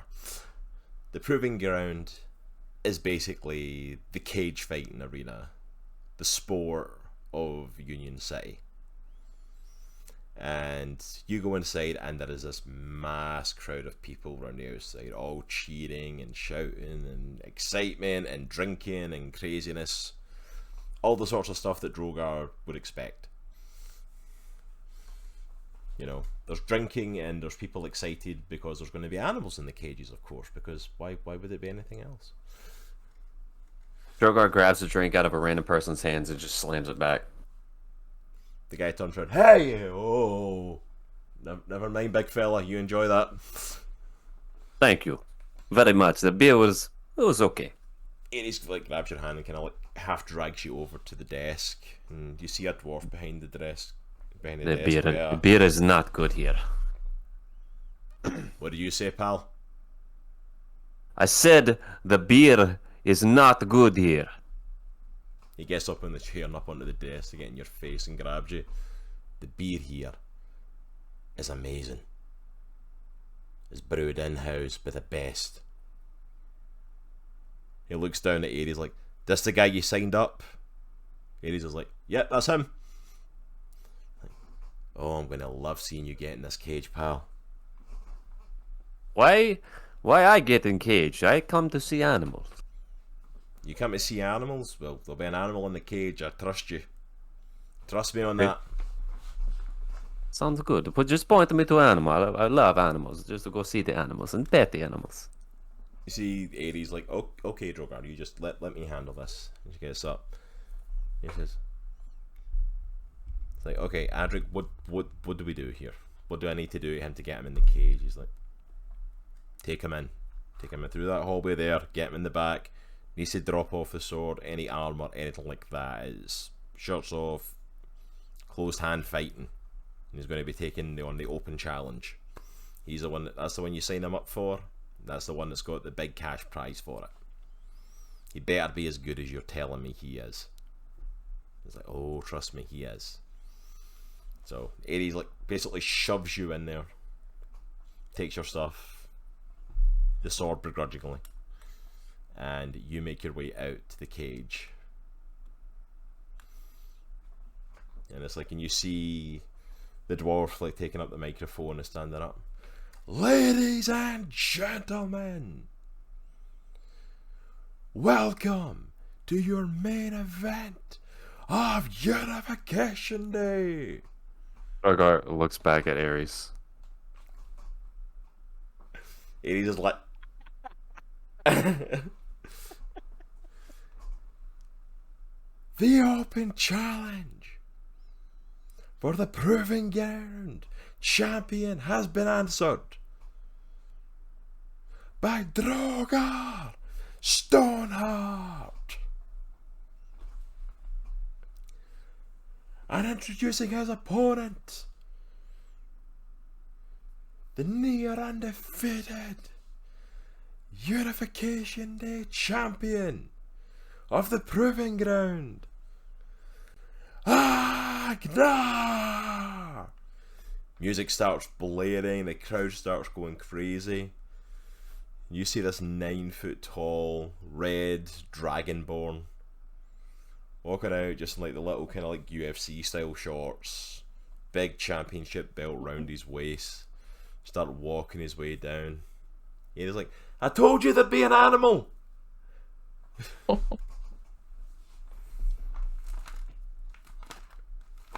Aroumenar starts walking his way down to the ring. He's done this plenty of time. He's posing, he's showing off, he's fans are going crazy, and he gets into the cage and it gets locked behind him. And he's standing across the ring for you. For the first time in this game, Droghar, roll for initiative. Hey. 9. 9. Yeah. He rolled a nat 20 on initiative. There you go. Of course. Droghar is slowly cracking his neck. And he looks up and he has just a maniacal grin on his face.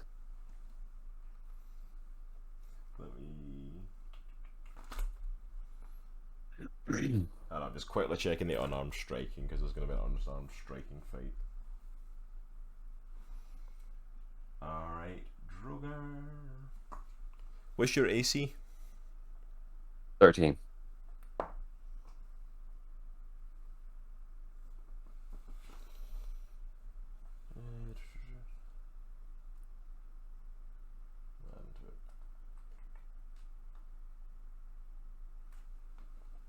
So he's coming up for you for the first shot, and he takes a shot and very low roll on that, completely misses you in the first shot. I think he was thinking for you to lift your head up, and your head's still hanging, and the crowds are. He plays it off like he's just kind of like playing it up to you and acting up. Your turn. My head lowered. He picks his head up, tilts his head, looks up at the guy. Maniacal smile. And he goes for the biggest uppercut he's ever done. Alright, roll to see if you hit Agnar.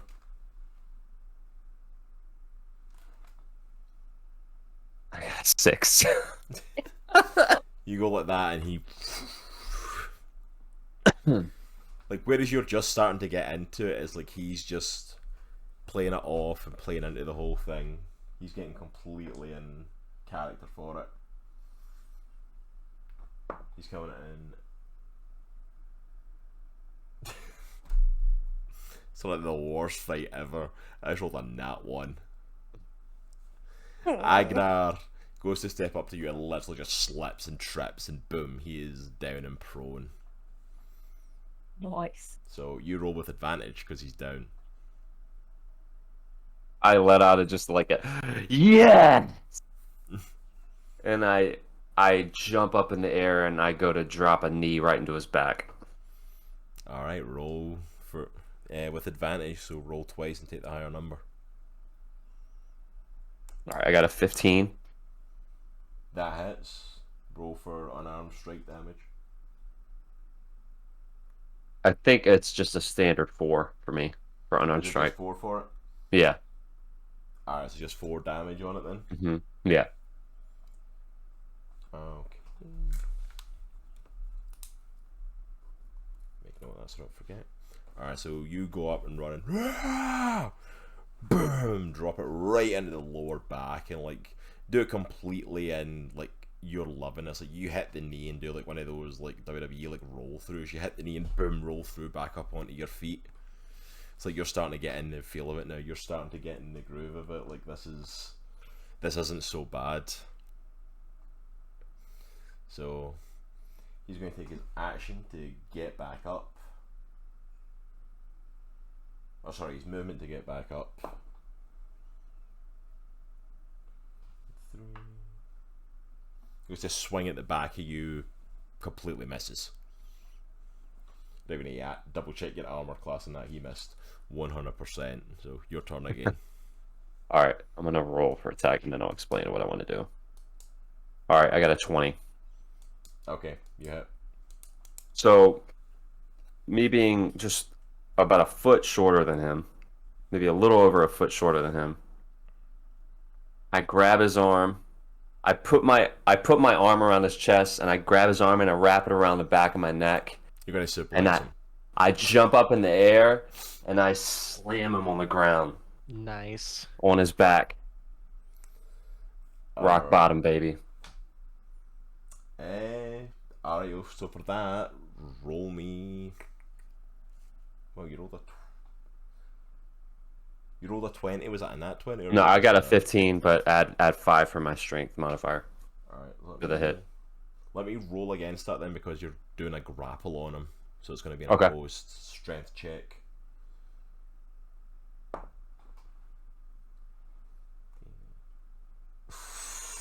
You do not get him. Dang. Rolled a 21. Literally just got. I rolled an 18 on that, and he's got a +3. So like you go to grapple him and lift him like that, and he like literally does that, like stopping it. Mm.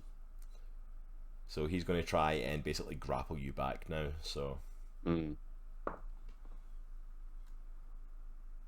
18. So give me a strength check on that.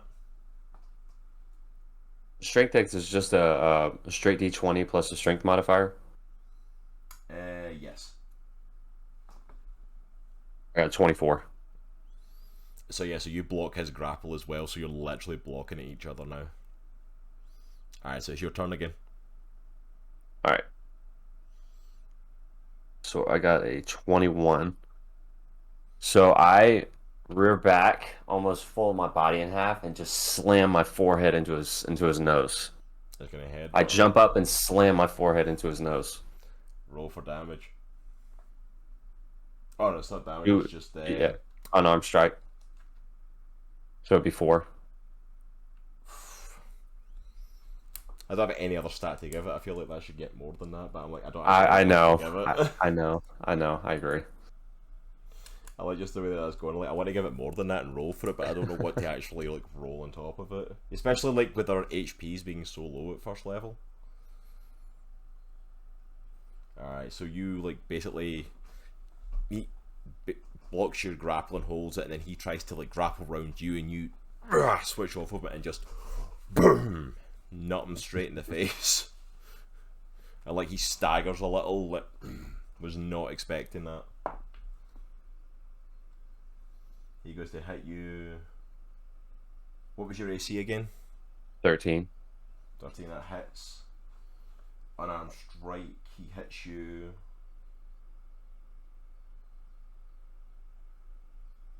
He hits you for 4 damage on that again.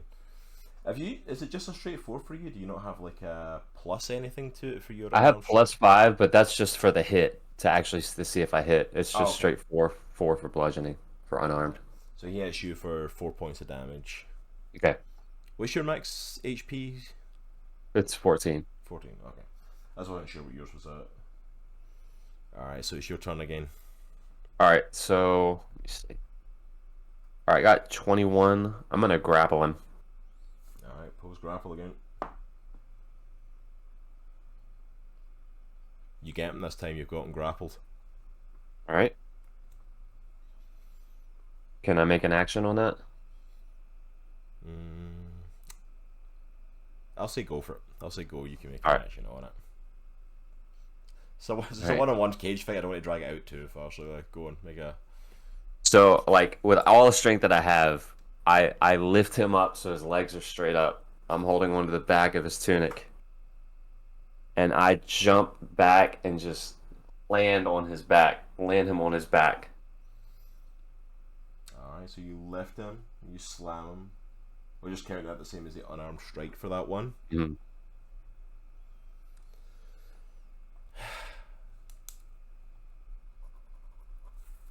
He is at 0 HP. How do you want to finish him? I get on top of him. I straddle his chest. And I'm just bringing down the elbows. And I'm just maniacally laughing. Because I know he can handle it. So you're- Droghar, I love to fight. I love to fight. And I realize that he's actually like, just blood is pouring out of his face. So you're just Like, smashing I'm just like, into and his I, like, face. and like it's just a shock of horror. And the Droghar. referee's trying to call it, trying to stop you doing it. Next thing you know, you got Aries comes in and like he's pulling you with the ref, like pulling you off. And, whoa, it's done, big fella. It's done. Aries in the crowd, like. I look at look at her and I'm like, So like you guys, you go in the back there to get cleaned up and stuff like that. It's like Adric takes an egg, like, and your winner, Droghar Stoneheart. You head into the back to get cleaned off, and get it out, and you're feeling in a good place. You got to fight as much as you were unsure of this, and as much as Aries has once again tricked you into another fight. You come out from the back. Aries is standing like out, just outside the locker room, like with the stuff waiting for you, like your sword and everything. Just sitting there, like counting the coins in the bag from Adric. I kind of like, when I go up to her, I kind of like push her. Not hard, obviously, because she's tiny, but I kind of push her. You said this was do. This was fight, but I loved it. Just for fun, give me a strength check on that push. That's so messed up. I got a 10. Go to push her. Oh! What was that for? You said it was zoo. It was not a zoo. It was a fight, but I said it was like the zoo. There was a cage and there was animals. I do not think that you said the word like. I think you said it was zoo. I said like. There was a cage. You got to see a dragon. You get to pet him quite a bit. We agreed, disagree. Look, at the end of the day, what does it matter? We got 500 Gideons. 500 Gideons. And Adric says that you're able to get on the next fight sheet if you want, if we want to try and make more, considering you just knocked out the champion. That was champion? Yeah. That was nothing. That was nothing. Exactly. That's why I signed you up. This was easy money. Can we please sell beer? Yes, we can go and sell your beer. Thank you. Maybe we see more animals. I'm sure we will. Please don't pet them. I'll try. I'll try to pet the animals. I can't promise, but I'll try. So you guys head down, and is there anything else that anyone particularly is wanting to do at this point? If not, I'm going to kind of move things into the evening and stuff like that a little bit, or at least later in the day sort of thing. So Droghar gets his stand set up and sells a bit more of his beer. Arrow's men do a bit more of their selling and a bit more of their stuff. I tell you what's going to happen with you, Mr. Silvertail, or Captain Silvertail, to see how much your crew makes. Roll me a d10. Okay.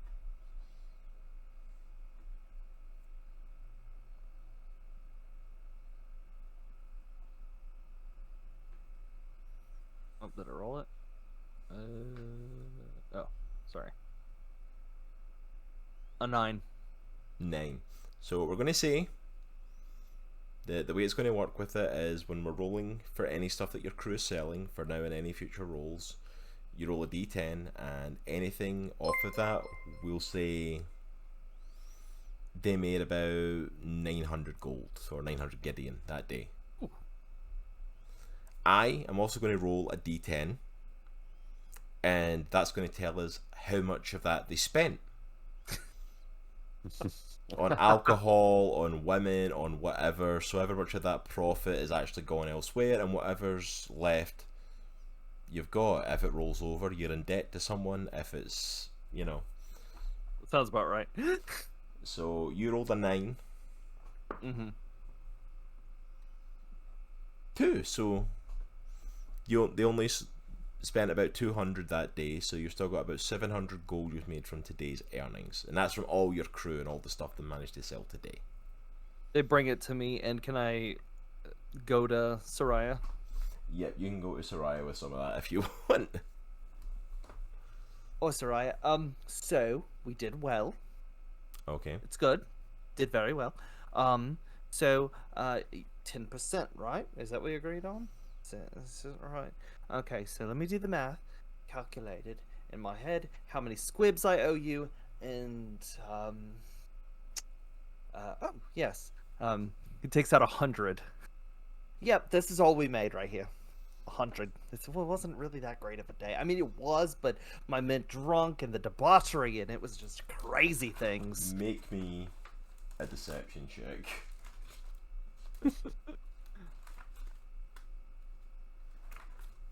A 9. 9. That's awesome.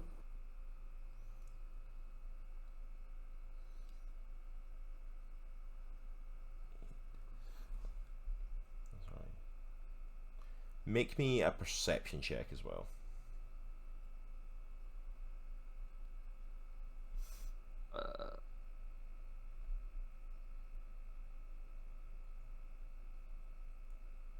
Uh, 19. Okay. Whether or not this stops her from doing it, we'll find out. But like, she's like, yeah, I know that face. You're lying to me. Agree to, right? It's like, and you just notice her. She's like trying to like reach around and like literally trying to steal the bag off of you. No. We agreed. Plus, this isn't all. I mean, it is all of it.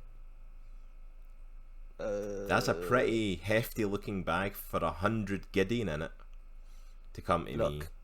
Look, I'll give you the squibs. Alright?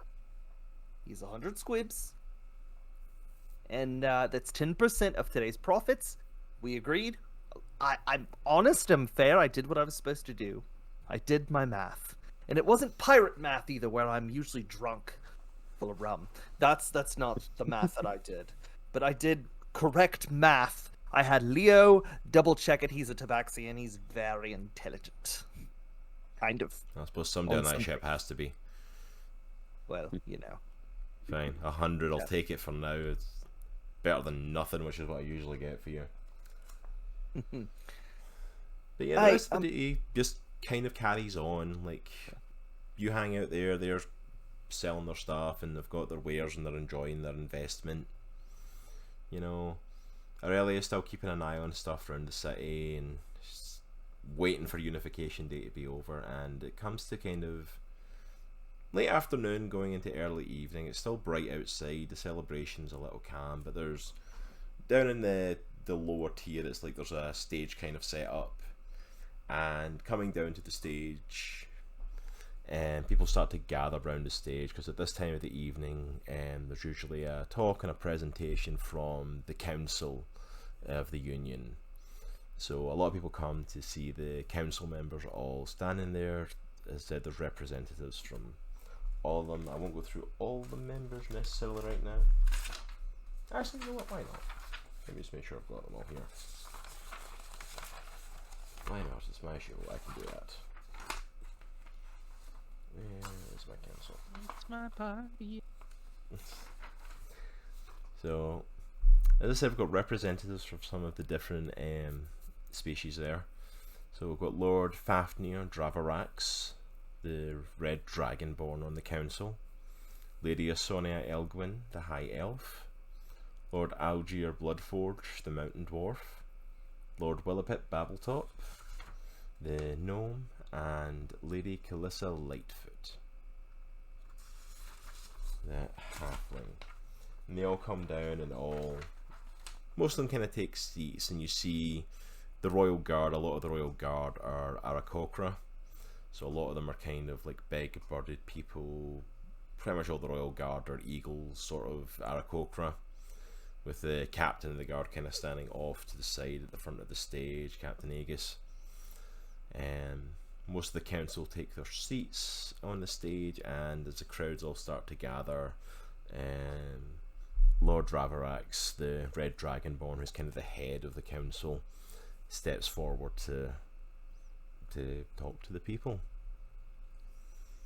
Ladies and gentlemen, thank you for joining us on this auspicious occasion, the 1,000-year anniversary of the defeat of Armageddon, and the 1,000-year anniversary of the beginning of unifying all the peoples of Andriesia. It has been a long, hard road to get to this place, but we have made it so far. Look at this city. Look at what we have accomplished because we decided to stop fighting amongst each other and to start coming together as one people. Thank you so much for all of you who are here, and for any others who are brand new to the Commonwealth of the Union and to this great city. Thank you so much for taking the time to visit us. Thank you for lending yourselves to our city, and we hope you will lend yourself to our cause also, to continue the unification of this land, to continue the betterment of this land, and to continue branching out and bringing many others, because with many more we just become stronger. It was a unification of our peoples that defeated Armageddon 1,000 years ago. None of our people would have defeated that threat on their own, and that was the learning point.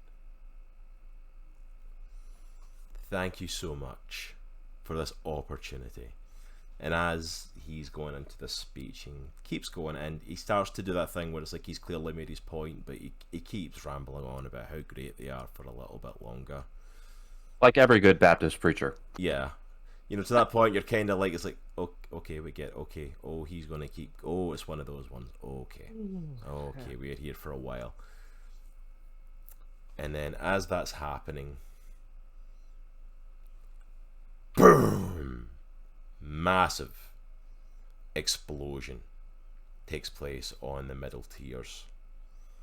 You can't tell from where exactly from where you are, because where the stage is set is almost like near the front gate, and most of the shopping district is down here, you know, where like they never often tread, so you do not see it, you just see smoke coming up from the middle section.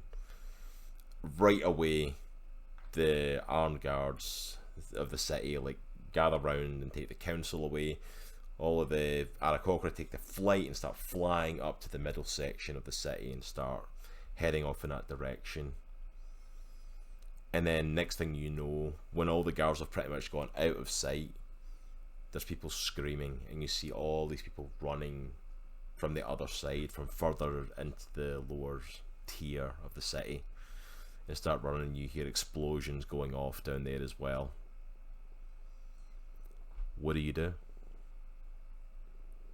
I immediately and like whistle to my men to like, you know, get prepared. Your men are nowhere in the crowd. What the heck? We planned for this. Not that, but to be. Oh, come on, man.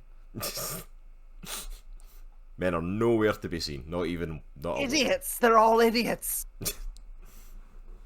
What about the rest of you? What do you all do in this situation? So at this point, I'm there. I've been basically enthralled by this man's speech, even though he's repeating himself over and over and over again. But then I kind of, but then I immediately kind of snap out of it, although delayed after the explosion, and immediately I start trying to press forward through this crowd, even though like it's basically going like salmon, like going the opposite way. To go upstream against this upstream. crowd. Yeah, and I'm like, excuse me, pardon me, and of course I'm super awkward, so I'm like, nope, you're in my way, there's a bad thing happening here, trying to see what's going on, and so I'm just trying to push forward as best as I can through the crowd to see exactly what's going on, because I'm inquisitive, wondering what happened. All right, what about Erellia and Droghar? What are you guys doing? How far is it away again? Not too from far. Where we were? From where you are at the, like, listening to the speech and stuff like that, it's not that far. It's like literally just maybe a couple of blocks down, deeper into the shopping district. It's not far at all with this explosion. Like, the other one in the middle city is like miles away, but the city guard are all heading towards that one. But this one is like just a couple of blocks over from you, and the people are all charging from it. I want to say Droghar kind of hangs back, and he'll follow the crowd at a distance, like towards the back. Okay. What about Erellia? What's she up to? I think she's just gonna take a shortcut out of the chaos and just kind of observe what's going on. All right, so And you're observing what's going on, kind of watching the chaos, seeing what's happening with it. Minnich's trying to push through to get through the crowd to see what's happening. Droghar, you said, is kind of holding to the back of the people that are going the other direction. Yeah, I think Aries and I are kind of moving with the crowd, but we're hanging back a little bit. Like, we don't want to be in the middle of everybody, so we're kind of hanging back towards the outskirts of the crowd. Alright, so as the crowd's kind of moving, you guys kind of like step back almost to the side, like against some of the buildings, letting like the mass crowd kind of push past you. Yeah, and since I'm taller, obviously I can see over everybody, so I can kind of see what's going on in the distance a little bit. And Aries has like climbed up onto your shoulder, and she's kind of sitting there watching as well to avoid getting like trampled on everything that's happening. What about Arrow? What's he wanting to do since his crew's all laid out somewhere? He's kind of like internally panicking. He's like, they're all idiots. As the crowd starts to clear. Oh, do I see Droghar? Do I see him anywhere? Yeah. From where the crowds are, I'm gonna go separate. You see Droghar over against the buildings, like with Aries sitting on his shoulder. I am gonna run over there. It's the biggest thing that I see. And I head over there. Hey, you, big boy, you. Hey, you. Aries like nudges your head, Droghar, and it's kind of like, you know that rabbit? Droghar like looks up at Aries like irritated, and then like she's like kind of turning his head. Yeah. And he looks over to where Aerowen is, and like his eyes get really big. Hey, you want to make a bit of coin? Get me safely to my ship. Get me out of here. He gets this gigantic smile on his face, and he slowly starts walking over to Aerowen. I pull out. Whereas like Arrow's like trying to fight through the crowd to get to him, Droghar literally just walks through the people, and like they all just part round him as they're running. I need to get to my ship. I don't know what's going on. This is just... Oh, this is madness. My crew's gone. They're idiots. Drogar's not listening to anything he's saying. He's just flabbergasted. There's a an elf-sized rabbit in front of him, talking to him about his crew. He reaches out and just lays his hand on Arrow's head. Don't starts. I said don't. Oh, he's petting him. He's petting him. It just starts petting the top of it. Go with me. Stop it. Stop it. Pretty. This is Bunny. This is cute Bunny. Idiots. Eddie's, you see the bunny. Yeah, I This see is the bunny. bunny. I'm not even apologizing for him anymore. The bunny is talking. The bunny is talking. Yes, the bunny's talking. I'm sorry. He does this. Cat. Person. Oh wait, no, you're a Tabaxi. Oh, I have a Tabaxi on my ship. Her name is Aries. Aries. Oh, nice to meet you. My name's Erwin. Folks call me Arrow. Anyway, blah blah blah blah blah. I think it's best to get out of here. Mainly because my crew can't be found, and I got money, and I need to get out and get back to my ship. You got money? Back on the sea. Well, how much money? Like 10 squib. Right? 10. I think we can let him swim through the ocean of people, Droghar. Don't worry about it. 20 squib? Do you like beer? I do, my friend. I have an ale from way across the East Indies Sea. You buy 5 barrels of beer, Drogar's beer. You come with us. That is a good deal, Droghar. I think you should buy 5 barrels of beer from you. 5 barrels of beer. What's the price? My men would absolutely love it. What's your price? What's... How much are we selling it for, Droghar? What did we say? 30 Gideons a barrel. 30 Gideons. 190 Gideons for you. He's looking around. It's good beer, my friend. It's good.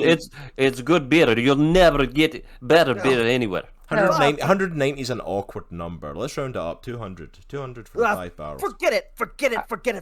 And he just march in another area. I jump off the roof because I see this going down. I'm like, Arrow, you said you had a job for me. I could get you out of here. Get me out of here. How much did you pay him? I've already paid you. I've given you something already. My gosh, people. I'm not made of money. As this is all going on, the crowds start to dissipate. Minnich is finding it easier to kind of like push through and like get to where he's going, but as he's like getting to the exit of the area you're in, you start to see what people were worried about, and it's starting to push in towards you, so you back up a little, and the rest of you start to see it as well coming at you. I'm going to need everybody to roll for initiative. Oh. Uh-oh. Oh shoot! I got 15. Oh, I got a 24. Dang! I got 7. 18. Or no, sorry, 17. 17, 15. What did you get, Nitro? 7. 7. So Droghar's going last, which that's always good when the Barbarians are last to go in the initiative order. It's funny because I have a +6 initiative, which means you guessed it. What was coming at us? I've not said yet. Oh. Okay, glad I thought I missed it. It's a thing, you know, a thing. The thing. It's The thing. 24. Who was it that had 17 again? Was that you, Marc? Was that... That'd be me. Yep. Yep. Mm-hmm.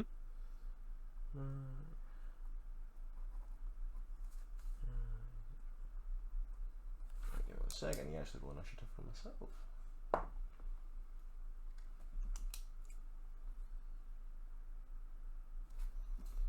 Okay, so I can keep track of that. Alright, let me get my map up as well, because I can actually change the page over now. What did Aries get? Oh, I've not rolled for Aries. Is she fine? Yeah, she is. She got an 11, so she's rolled pretty bad as well.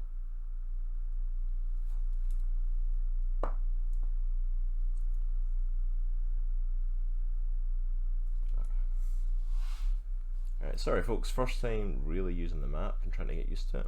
You guys see that okay? It's beautiful. See, the awkward thing is I need to also Alright. have like Discord up or all our cameras freeze on stream. It's really awkward. Like, I'll let you work with you, Nitro, to like maybe get you to actually do the slides and stuff for this, just because like my stuff freezes on it. Like, try to control all of it is just not working. Yeah, I got your back, man. Just let me know. So we'll work on that this week for it, but this will work. So here we are. We are in the town centre, and there is a horde of goblins that have attacked. Something has gone up in the middle section, but down here in the lower tiers, a bunch of goblins have attacked. So let me actually see on the map, because I want to try and I might need to move some of you around a little. So Minnich was kind of more forward. Aries and Droghar are back.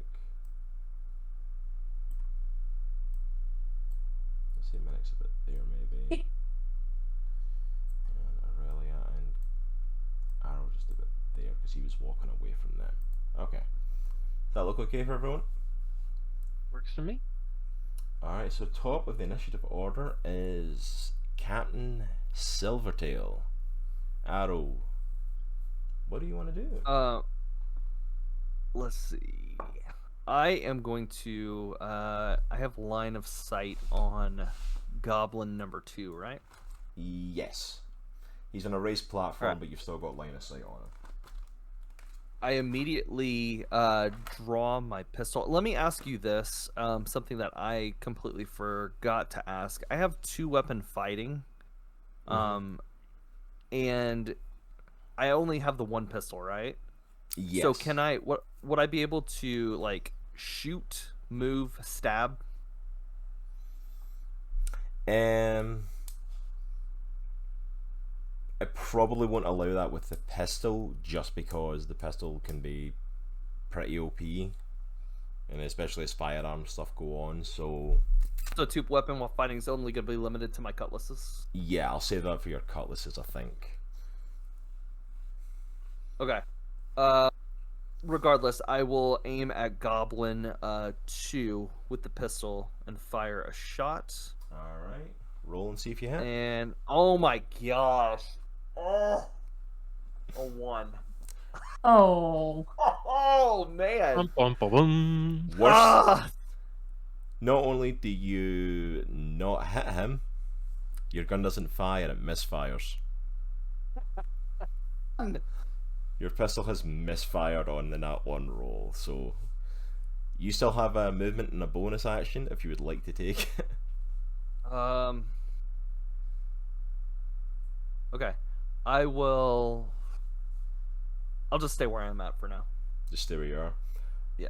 Alright, next on there is Minnich.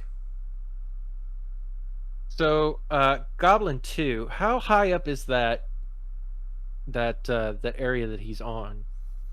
The area he's on is maybe about 8 to 10 feet. It's like it's a raised platform on the side of the building. It's not like roof height or anything.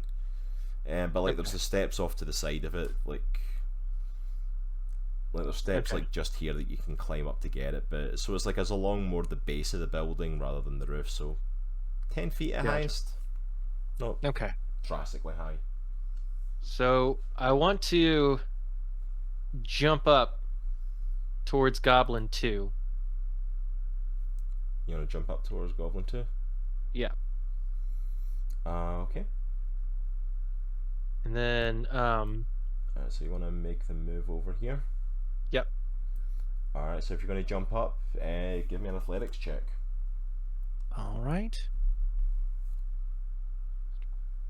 Okay. 18. 18. Yep, you make it up there pretty much like without much effort, to be honest. You can like just boom, double plant landing. Love being nimble.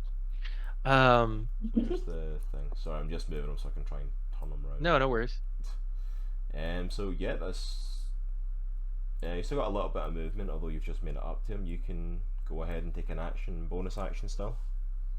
All right. So I'm gonna go ahead and use. Is a longsword considered a light melee weapon, or is it a short, or a different kind of weapon? I'll look at your thing. This is why I got all character sheets here just in case.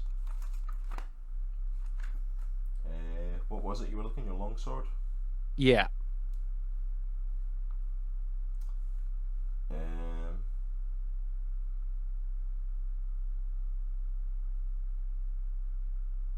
It's a martial weapon and versatile, so for the long swords you'd be rolling to hit and then 1d8. I don't know if it'd be light or heavy anything. Okay. It's a martial weapon though, it says. Okay. So I would like to go ahead and just immediately just slash down with the longsword, and immediately take, because he's kind of the closest threat at the moment. All right, roll for me and see if you hit him. All right. Oh yeah, so it needs to be Yes, you're rolling your d20. D20. Okay. Oh yeah, that's right, because I need to figure out if it hits or not.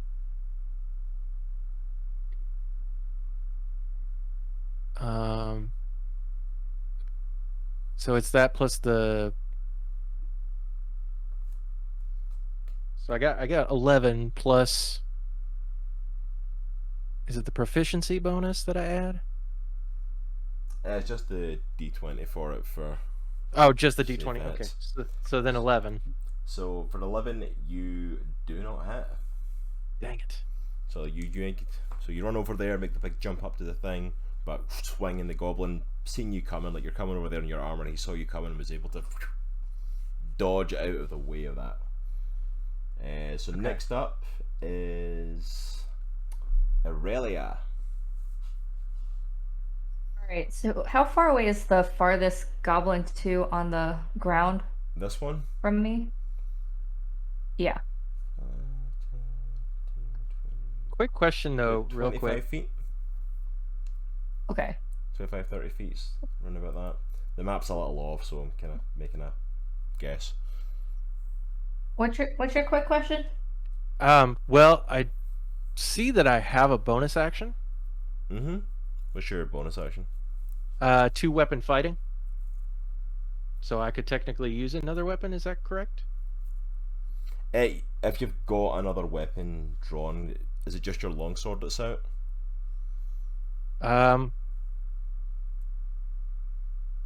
Because Well, I guess. because the 2 weapon fighting would be as if you're carrying like 2 weapons, like 2 Daggers. short swords or 2 daggers. 2 Ah, axes. okay. Okay. It's Then something that- you can use if you've got that, but most of the time as a paladin, you're probably going to be carrying your longsword and your shield. Gotcha. Okay. Okay. No worries. But no worries, Proceed. but that is something to think about in fights in the future if you want to use.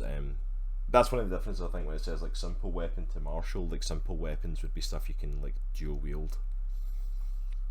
Gotcha. no okay. worries. Well, Like your shield? I do have a simple weapon. I have a quarterstaff apparently. No worries. But yeah, I don't see anything that would be like dual wielding, at least at the moment. But that's something to keep in mind if you're looking, because Okay. you can always buy weapons and stuff. So. Okay. Okay. Alright, so really you're looking at about 25-30 feet of movement to get to the goblin at the bottom here. Okay, I just want to take like just a small step forward, and I want to Like- use my bow and try to hit at. Yeah, that's good. A bit there. At Goblin 2. So this guy here. Yeah. Okay. Oh no. I got an 8. 8 does not hit. You take a step forward, you pull out your arrow, string the bow, release, right by him. Yeah, I do. Alright, so next it is actually going to be Aries. What am I going to do with Aries? I have not had time to prepare this character as well as I would like.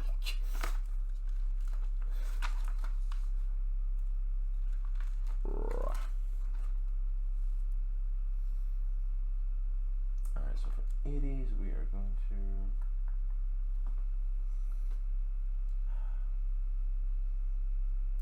Alright, so closest one looks like we're going to come over to this dude here. It's just off screen, and we are going to try and stab him with our dagger. Going to keep it nice and simple. Yeah, we are not stabbing that. I rolled a 2. We are stabbing. Doing so well so far. I like Yay! we are stabbing nothing with that. Although as Weird. a bonus action, she does have a bardic inspiration, and I will throw that to. I'll throw that to Erellia. So you got a bardic inspiration to use. Ooh. So you can add for 10 minutes. Creature can add it to an ability check. So it's 1d6. So if you're trying to hit the armor class or have a saving throw or whatever within the next 10 minutes, so just within the rest of the fight, if you don't make it, you can roll a d6 to try and raise the number up. Okay. And you can do that after the roll. You don't have to like do it beforehand or anything. So like if you roll it and you're short of the armor class, you can roll the d6 then to try and make it up. Alright, so Aries didn't. So you want to know the fun thing now? No. It's the goblin's turn. Ugh. The goblins get to go before the big bad barbarian gets to go. Fantastic. Alright, so first of all, this guy is going to turn around. Hi. What's your armor class, Minnich? 18. Freaking paladin. I know, drink. dude. Very nice. Crazy. No, you did not get a 1. I rolled a nat 1 for that goblin. Oh yeah. He turns round, he gets all cocky, he stabs you, falls off the thing. So I can't make him lie down, but like he's right there in front of Erellia, lying flat. So yeah, he's prone. Yeah, so he's lying prone right now. He's done. Alright, I'll take the one here that's obviously next to Aries. It's going to attack. I'm sure we're all freezing with lovely faces right now because of the cameras. Aries class 14. Oh, that goblin hits Aries. No. So that's right. Yeah, plus 4 to hit. 1d6 plus 2. Okay, so 4 damage on Aries.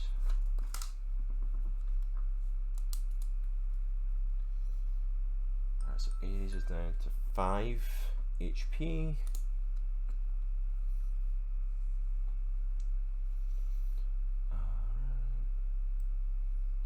Other goblin only start moving forward.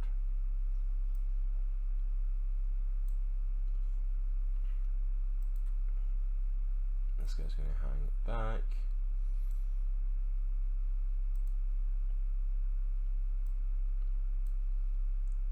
Actually, no, he's going to come and have a go at Minnich as well. And there's 2 archers. What range have I got? That was 80 feet. Alright, so the 2 archers are going to try and take a shot at Arrow. What's your armor class, Arrow? I believe it's a 14. Yep. First one misses, second one hits. Oof. For 7 damage. Oh, Dang. Oh no. And then not looking good here, guys. oh yeah, and then this last goblin comes to take a shot at Minnich. Doesn't come even close to the armor class. Like he goes to stab and like ding right off the shield. Just not even a chance. Droghar. Alright. So Droghar notices that Aries has been hit. So I would like to rage. Droghar goes into a rage. So Droghar, like, his eyes roll back in his head. They turn white. He is just beyond furious. So I'm attacking that dude in front of Aries. I'm closing the gap, and I'm bringing my long sword with me, or my great sword with me. Yep, you can totally make it down. All right, I got 13.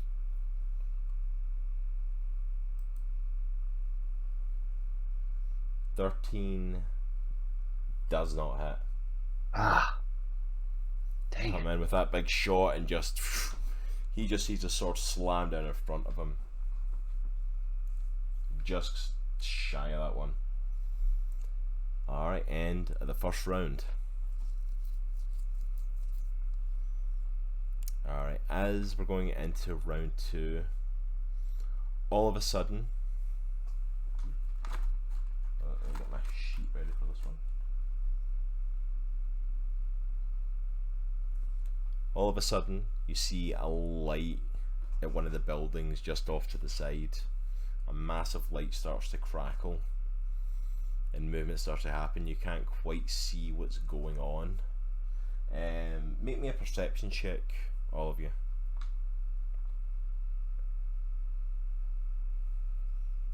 Yeah, 16. 16, Yeah. 10. 10, 17. 17, 18. 18. So for basically everyone but Arrow. Well, I'm bleeding right now, so. Arrow's bleeding Yeah. and struggling, but everyone else, you don't see much of it, but you can see like this light moving all of a sudden on the roof, and you start to realise there's a cloaked figure up on the rooftop. And then all of a sudden you see something get drawn back and fired, coming from over here, and flies all the way over here. Oh, beautiful. Boom. Dead. Thank Oh, you, all right. unknown ally. So there is someone up on the roof. You have no idea who it is. You have no idea what they're doing, why they're doing it. You just know that they're helping with the Hi, fight. Dinir, who was that? But all you know is he has managed to take out one of the goblins, and since the rest of y'all are swinging at air like half the goblins, it's a good thing. But that was his initial joining the fight. I'm going to roll him into the initiative order as well. Alright, we're back at the top. Captain, it's over to you. Well, I'm bleeding out. So is there any way I could find? Is there any kind of cover that's I could put my back against for a second and catch my breath? Yeah, if you wanted to. I mean, technically you can come round like here at the side of the house if you wanted to. There's a little bit of cover there because the stairs, the goblin would have to come down the stairs to get to you. You can come over here, Okay. like here, and get a bit of half cover on this side. I'll do that and take a minute and just kind of like look around for some sort of like I need to get out of here. Yeah, you 'Cause going this over is- here to this one, or over Kind here? of like the I'll go over to the original side that you had me on. This one. Okay. Yeah. Alright, so you're over here. You do I have will- cover there. Well, I would go to wherever I can get like I can because Arrows knows he is going down, so he wants to get out of here. Like screw this fight, screw these people, I'm done. So I'm trying to hightail it out of here, and I'll go ahead and take a dodge action. I'm going to take a dodge action. Okay. Yeah. Alright, so you're in cover there and you're in dodge if someone comes at you. Alright. Yeah. Alright. That's our. What a pansy. Then over He's to looking out for Minnich. number one. Alright, Minnich, you're up again. So Arrow is just kind of hanging out in that spot, right? He's Yeah, just he's out in of that dodge. corner, but he's kind of against the wall there, so like he's actually in cover. Okay. So I saw that whole thing happen with him getting basically bludgeoned and destroyed. Yeah. So I have compassion on is it a Haregon? Is that how you say it? Arrogant. Yeah, here. Haregon? Yeah. It's like, plus I've never seen a Haregon before.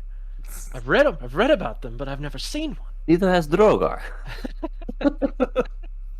So, if I can, I'd like to move over to where Arrow is. Yeah, absolutely. Mm. And So just about here. as an action, if I can do this, I actually have. It looks like it's called Lay on Hands. Yes, you do. What does it say for lay on hands again? I don't have the stuff. Let's see here. It says you have a pool of healing power that can restore 5 HP per long rest. As an action, you can touch a creature to restore any number of HP remaining in the pool, or 5 HP to either cure a disease or neutralize a poison affecting the creature. Alright, I'll let you go on ahead and do that and add 5 HP on the arrow if you want. Yes, please. Do I need to like roll? No, it just says it's from a pool of 5, so if you want to give him the full 5, that's fine. You can't do it again until you have a long rest to restore it. Gotcha. But, I'll go ahead and use it. Okay, Thank Arrow, you, you can sir. go ahead and add 5 on, so you're not dying. Alright, so that's your movement, your action. Is there a bonus action you want to take, or anything that you can do? I don't know if you've got a bonus action you're able to do. The only bonus action I have is 2 weapon fighting. That's it. Okay. Mhm. Alright, well that's you for this round then. Awesome, Yeah. though. Perfect.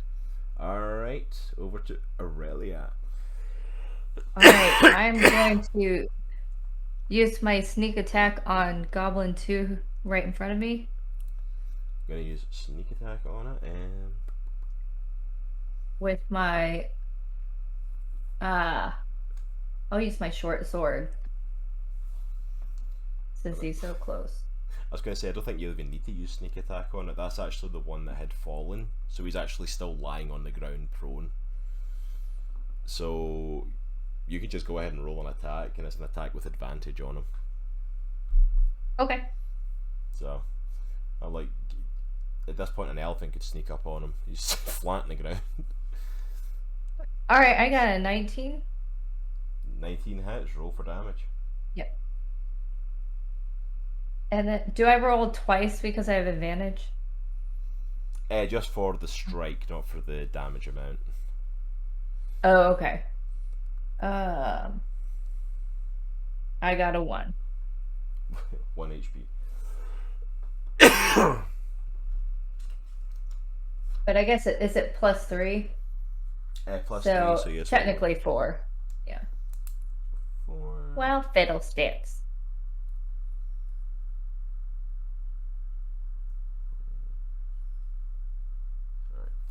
He's not down, but he is messed up. he is looking bad.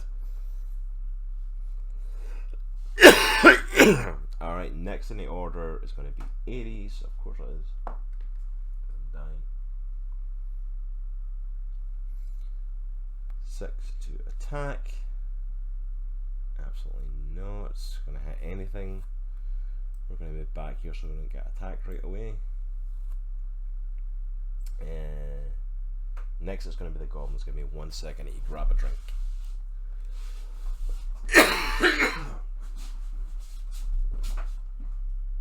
Need to lay off the nicotine cross.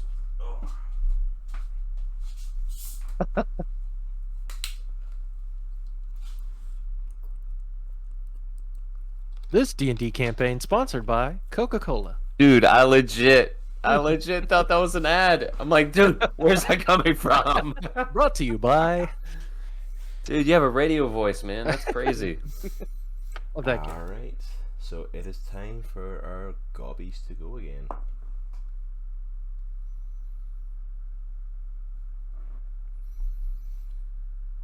Alright, so this goblin that is half dead is gonna get up. Takes a swing at Erellia. What's your AC, Erellia? 14. Yep, he misses completely. Amazingly, being stabbed while lying on the ground doesn't conduce with actually, doing well.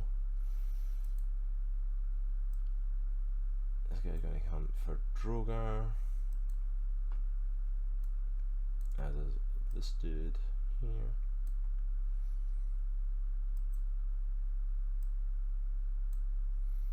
This one's going to come for Erellia. This one's going to come to the stairs to Minnich. Oh my gosh. Alright, so one's at Droghar first. What's your AC again, Droghar? 13.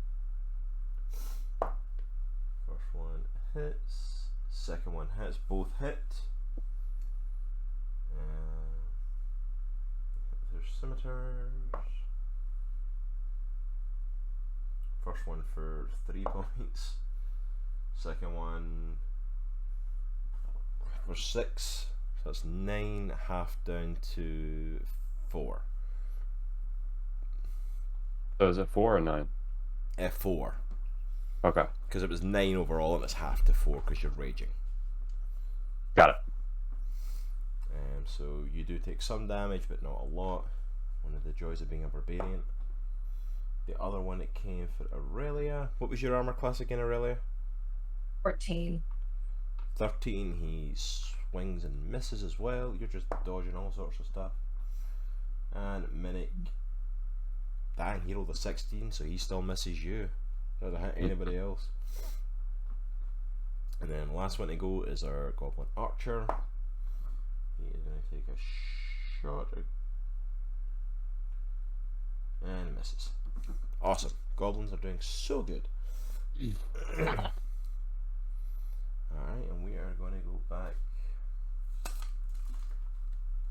to our unnamed ally who is on the roof. If I can find his tape. So he is going to take another arrow shot.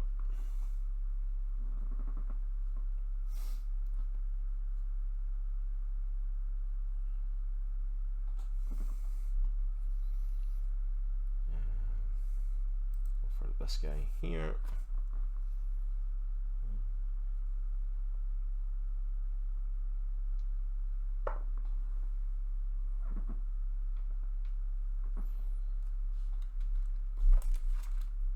Sorry guys, flipping between pages. So he hits his armor class and boom, that one's gone as well.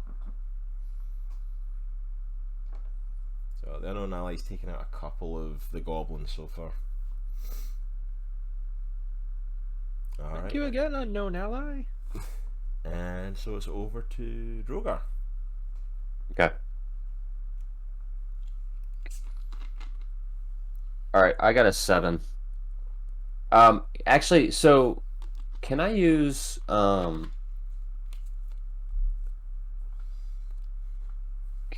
Stone's Endurance? So that's basically an opportunity attack to shrug off some of the damage that they caused. I should have used it earlier because I can use it when it's not my turn. Read it out to me. So basically, as a reaction, reduce damage dealt to you by 1d12 plus 2 per short rest. It's like a one-off thing that you can use, it sounds like. Yeah, it's once per short rest. Yeah, you should be able to use it as far as I can tell. I'll need to look into it more, I wasn't sure. Okay. So that's 10. Basically, I got 10. So that would negate the damage that was dealt to me, right? Yes. Okay.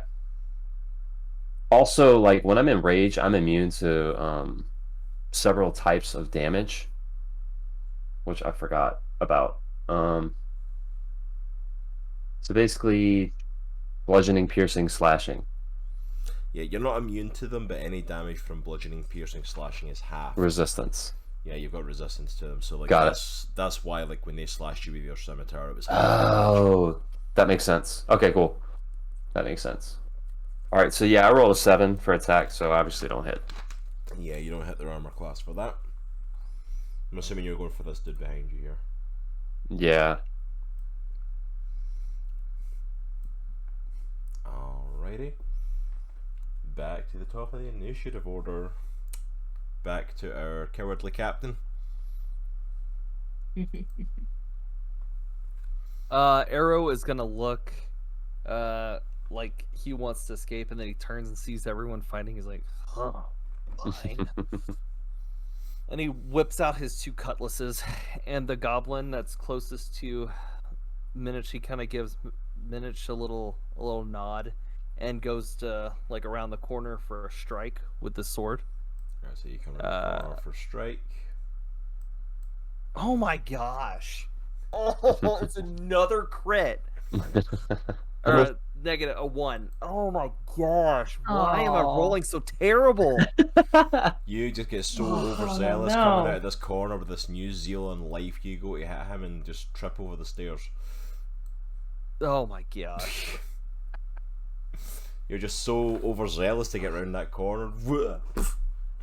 I'm rolling so terribly. Yeah. Yeah, Delaroth absolutely is. Like, Delaroth in chat's like 5e at level 1 is just hell, and I'm like, it really is. It's... Oh my gosh, it's so awful. I mean, am I prone? You're prone. Or- You've not taken an action technically, so you could use your action to stand back up. But Okay. that's Can I pretty much- use? Am I able to use my 2-weapon fighting? I don't think. I don't think so. I think it has to be used as like a bonus on Attack. top of an attack. When you take an attack with that. Well, I can use the bonus action. I don't know if I actually have to. I've already tried to attack. I don't think I have to hit. I think I can just roll again.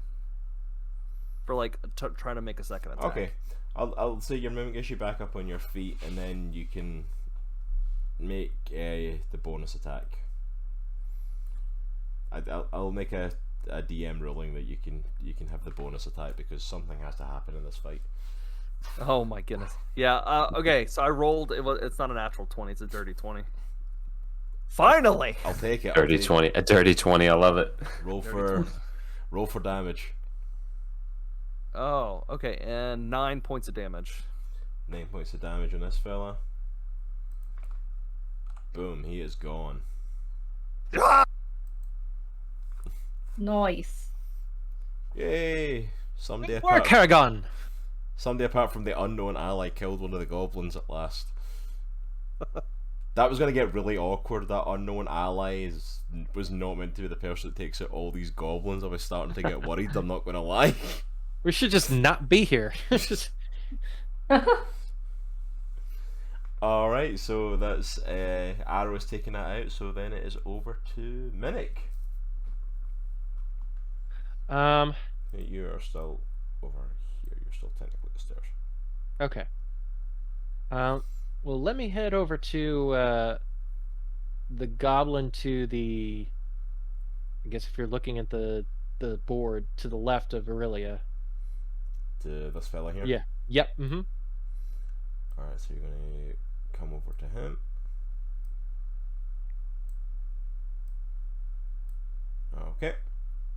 And I'm actually going to go for a low swipe. Go for his legs to incapacitate. Gonna go for a low swipe. Alright, roll and see if we hit that armor class. 13. Nope. Dadgummit. You come over with a low swipe and the goblin just. So got movement, got action. Yeah, but that's it for you. Alright, Aurelia. Yeah, that's it. Over to Alright. you. So I want to use my 2-weapon fighting with my daggers. Alright. I wanted to try to slice the guy who's to my right, his throat, Okay. and then throw my other dagger at the prone goblin. Alright, let's go for it and see if we can do it. So I got a 9. Name's not going to do it. No, it's not.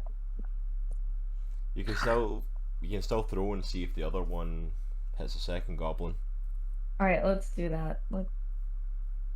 Okay. I got an 18 on that one. 18 hits. And I got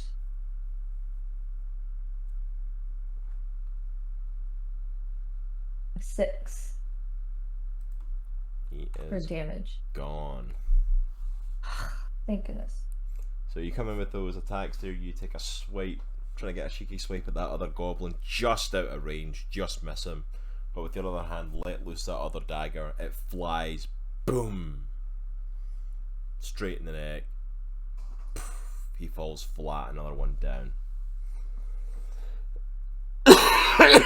Actually doing not bad, most of the goblins have been taken care of. Alright, so after Erellia, it is on to Aries. See if Aries can get back at our corner. Aries comes over trying to give a hand to Droghar, comes to take out this guy, swings with a dagger and misses. I did not think the goblin's armor class would be that hard to hit, but apparently it is. And she's going to throw out does she get another bardic inspiration? If so, I'm going to toss it. Oh, let me get bardic. Yep, we got one more bardic inspiration, so we're going to give a bardic inspiration. She played a little tune on her pan flute for Droghar. So on any of the attack rolls or saving throw, you can add a 1d6 to it to raise it. Oh, sweet. Sweet. Alright, so that's her turn, and it's the last of our goblins. So the one that's in front of Droghar is going to take a shot. What's your AC again, Droghar? 13. That's a 14, that's a strike.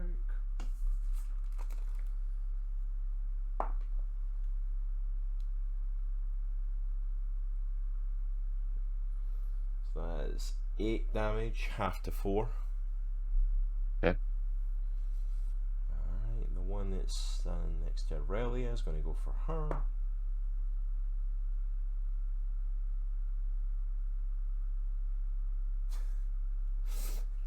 He's not having a good day. That was a nat 1.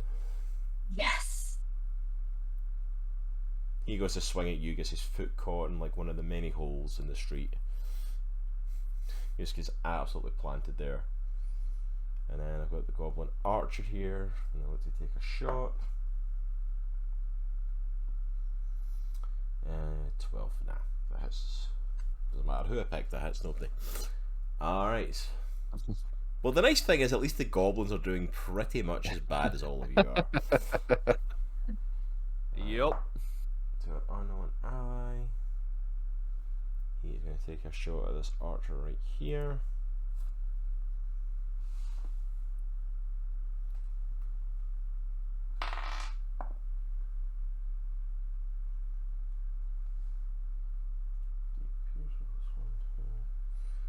Boom, hits an arrow right into him. Doesn't do a lot of damage off of that one, but the archer is injured.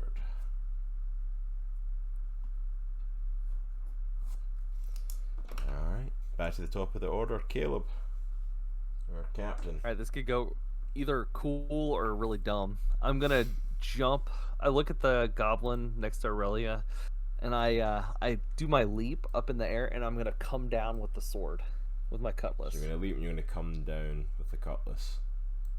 Yeah. Alright. Oh, did it roll? Dirty 20. Dirty 20, nice. Roll for damage. That would be 5 points of damage. Droghar go? No. Oh! I completely went past that. I'm so sorry. I didn't even... No! That is my bad. Just hold No, that. I can go after. I can go after Caleb. That's like, Or- because I'm assuming Drogar's not going to go for the one that Caleb's about to kill. Or at least damage badly. How much was that you rolled damage for, Caleb? Sorry, let me pull it back up. It was 5 points of damage. 5, okay. He's not down, he's looking bad Alright. though. He's looking bad. I'm gonna take my other cutlass and take another swing. Alright. And that is that was a 19. 24. Yeah, go, man. I know, finally. Alright, roll for And damage on then- that one. This is gonna be 5 points of damage. 5, yeah, he's toast. Alright, Drogar. Is he Sorry, still up? No, he's down. I've took him off the board. He's gone. Yeah. Or He- do like a cool like slice thing. You got that cool like. You just leap from over that corner and just and come straight down and just straight through him. Alright, Drogar is pissed because he's missed the last 2 shots. He's really pissed. Aren't we all? So, I'm adding my bardic inspiration to this, even though I don't have to. That's how pissed I am. So I got a 22 with the bardic inspiration. Which is bardic inspiration? That's what is that? A D6? D6, yeah. So the 25, 20 freaking 5, and I'm hitting this dude in front of me with all the strength that I can muster with my great sword. I'm gonna fold him in half if I can. Roll for damage. All right. I got 13. 13. This is messy. Like you said, this is like folding in half. This isn't like a. Your greatsword isn't like a katana blade that just whew, and splits it in half. It's almost like hitting him with a club. Like you hit him with his blade and it bashes him down. His body folds in on itself as it comes down and wipes him out completely.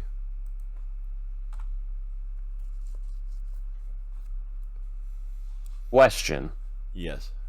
So I have a bonus action of two weapon fighting, and I do have hand axes. Mm-hmm. Am I able to throw one? You wouldn't in this scenario because the great Okay. sword would be a two-handed weapon, so Okay, you'd be using just both wanted to make on sure. that sword. Okay, cool. Yeah, but if you sheathed your sword and pulled those out, you could use them together. Okay, But the great axe is just too big a weapon. got it. Alright, so Droghar, so we did the captain. So Minnich, it's you, and there's one lonely little archer. Please let me kill something, please. Well, this is your chance. You could Yep. finish the whole fight right here. All right, let's move over to that that there goblin over there, Alright, so we're gonna come over to him. and I'm actually gonna use the hilt of my sword Okay. to bash his head in. Ooh. Violence. Minnich got a dark side coming out here. Droghar like. Listen, I'm just as pissed at this moment. Well, maybe not as pissed, Arrow but is giving you the thumbs up, going, yeah. it's in slow motion. Yeah. Alright, go to roll and see if we can hit that AC. Please. That goblin AC has been doing so much today, I can't believe it. I'm going home. It's 2. 2. Oh. You come up there and you raise that and you go to smash his head in, and he... This archer is very aware. He is now all on his own and is... Excuse me, he's very panicked, very scared. Alright, on to Erellia. All right. I am gonna move up, kind of in the middle of Arrow and Minnich. Right here. Yeah, and just try to take him out with my arrow. Alright, go with it. Archer for archer. I got a 13. 13 does not Meh. hit. I did not realize that armor class was going to be such a... It's really tough, man. It's a 15 armor class. I didn't think about it at the time. Like, it's literally just off the stats to give you. Like, I didn't think that'd be an issue for an enemy that's meant to be like a first level fight. Apparently it is. Alright. Well, now I'll just spit in his face. Hooey. Like, you're annoying me. I fart in your general direction. I fart in your general direction. Alright, so... Here, Dude, what is that off of? Monty Python. Monty Python, the Holy Grail. That's right. Right, Aries is going to come over. No, Aries can't hit Jack either. Okay. The immortal archer. Alright, so it is the goblin's turn. He is going to take his chances and he is going to run and he is Run going away. to flee. Both Minnich and Aries get opportunity attacks on him because he's leaving their area, so... Sneak roll your- attack. so roll your d20 for me, Minnich. 12. Still can't hit the freaking armor class even when he's fleeing. He's running away, he's got his back to us, still can't hit him, so he flees, he's gone. He legs it out of there, and do you guys pursue or do you leave? I'm gonna go kind of. I'm gonna kind of chase him a little bit with my pistol. Yeah, Not Drogar's gonna run after him. Yep, I'm out for blood. Yeah. Flapping out, okay. The blood that I probably won't get, but I'm out for blood. Not so much.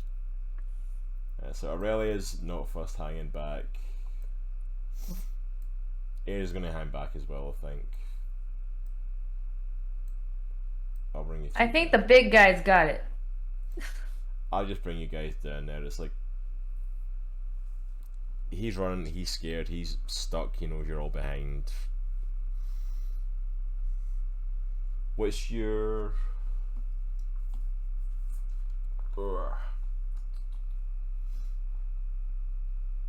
my god, what's it called? What's your guys' walking speed? How much can you travel? 30. 35. 30. Okay, so you guys can basically keep even pace with him. Anyone want to take a long range attack at him? Oh yeah. Are we out of like traditional combat, or are we still going in turn, or? Pretty much out of traditional combat. There's not really much to it, but yeah, you can just take a pot shot at him. I'll do a shot too. 16, and I say let's end this, and I pull my pistol out and fire. Nice. 16 Okay. hits. Roll for damage. It's gonna be 7 points of damage. Nice. He's dead. Oh, Finally! Oh, I wanted to kill him. Well, y'all were taking too long. the pirate actually did something. And we Droghar are, just screams in frustration.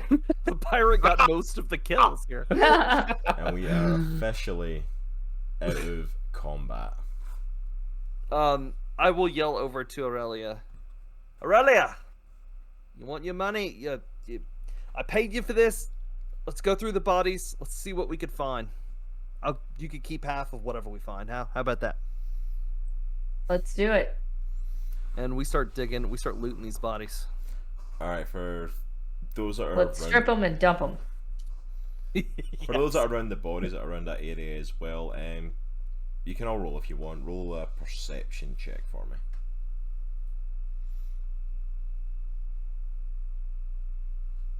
20. 20. 13. I got a 25, a nat 20. Nice. Wow. I only got 11. 11.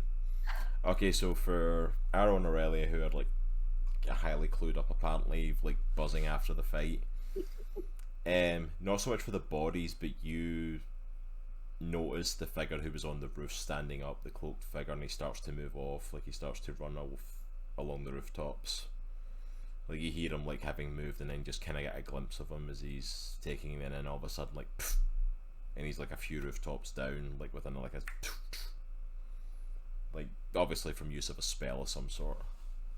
With my nat 20, do I notice any like facial features or what he looks like or anything? You don't get a good look at his face, like you, from the look of his outfit and stuff though, you realise he's definitely not from around the city. It's very much a not been around the city life a lot, clearly been living out in the wilderness, clearly been living away from people, or at least hasn't like updated anything or cleaned his stuff or anything for quite some time. It's all very worn, very survival looking stuff. For the nat 20, you also recognise as well the weapon that he shot with, especially off of the initial shot, was a pretty good standard sturdy bow and arrow. Like he was very handy with it, but the normal bow and arrow wouldn't have lit up the way that it did on that initial attack on its own. Like something happened, very likely some sort of magic was utilised to infuse that arrow that he fired. Okay. As he's running away though, like you can tell he's about average height, kind of like average height of like just over 6 foot sort of height of about an average elf sort of height. You know, he's definitely not one of the smaller, he's definitely not dwarf, definitely not gnome, definitely not halfling, definitely not big enough to be like Goliath, dragonborn, anything like that. Like you're able to rattle off quite a few different species that there's no way he is. Any other information you're looking for from it? I'll throw that question out there since you got a nat 20 on it. I look, but then I go back to the task at hand. Do we find anything on these bodies at all? On his bodies, Like anything of value, anything that we could take and sell? On his bodies, go ahead and roll a d6 for me. Okay. Everybody or just everyone? Just us. Just Arrow and just Erellia. The other ones are Okay. really digging with the. I just rolled. I rolled a 1. I got a 3. You find maybe like 4 gold pieces, like across all the bodies. Like these And I will say this, I will give you this on that perception as well. Since you got a nat 20, I'll give you a little extra on this as well, since apparently your senses are so heightened. You've not pulled a lot off of these bodies. Like, first of all, you're pulling literal gold pieces off of them. Mm-hmm. The main area surrounding Union City itself and the Commonwealth of the Union do not have gold. They use Gideons. There's a place This is like pure gold. There's a place to exchange them in the city and get the actual Gideon coins, which is becoming the main currency, but this is like actual gold. And even then, like, for what you know of, like, people carrying gold, there's not that much of a different ratio of gold to Gideon. Like, there's a little thievery that goes in the booth for changing it over, but it's for this many people of any like class. Oh, somebody disappeared.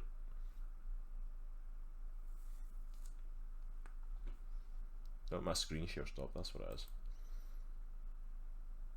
I was like, why did that disappear? It moved all the cameras. Oh no. That is awful. That is the one. Marc, thing you're I now was cross. trying- Oh damn. That was like the one thing I was trying to make sure didn't happen, so that we could.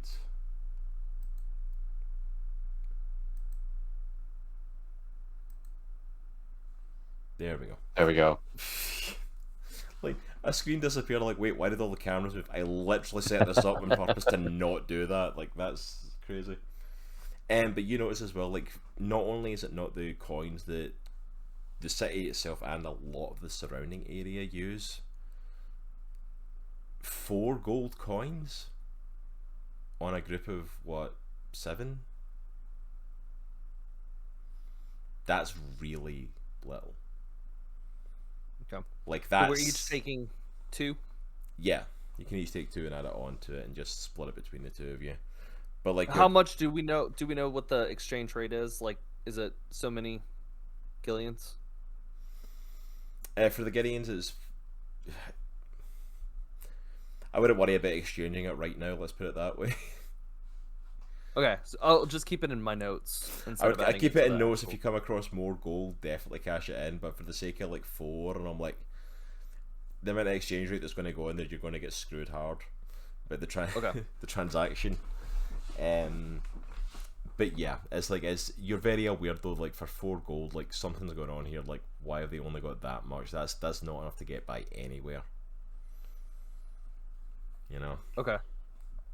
But that's it. You're officially out of combat. Your aid has went off. You've raided the bodies, and as you guys kind of gather yourselves, all of a sudden you see something flying in overhead, and it's Captain Aegis, the head of the city police, with a lot of his other officers.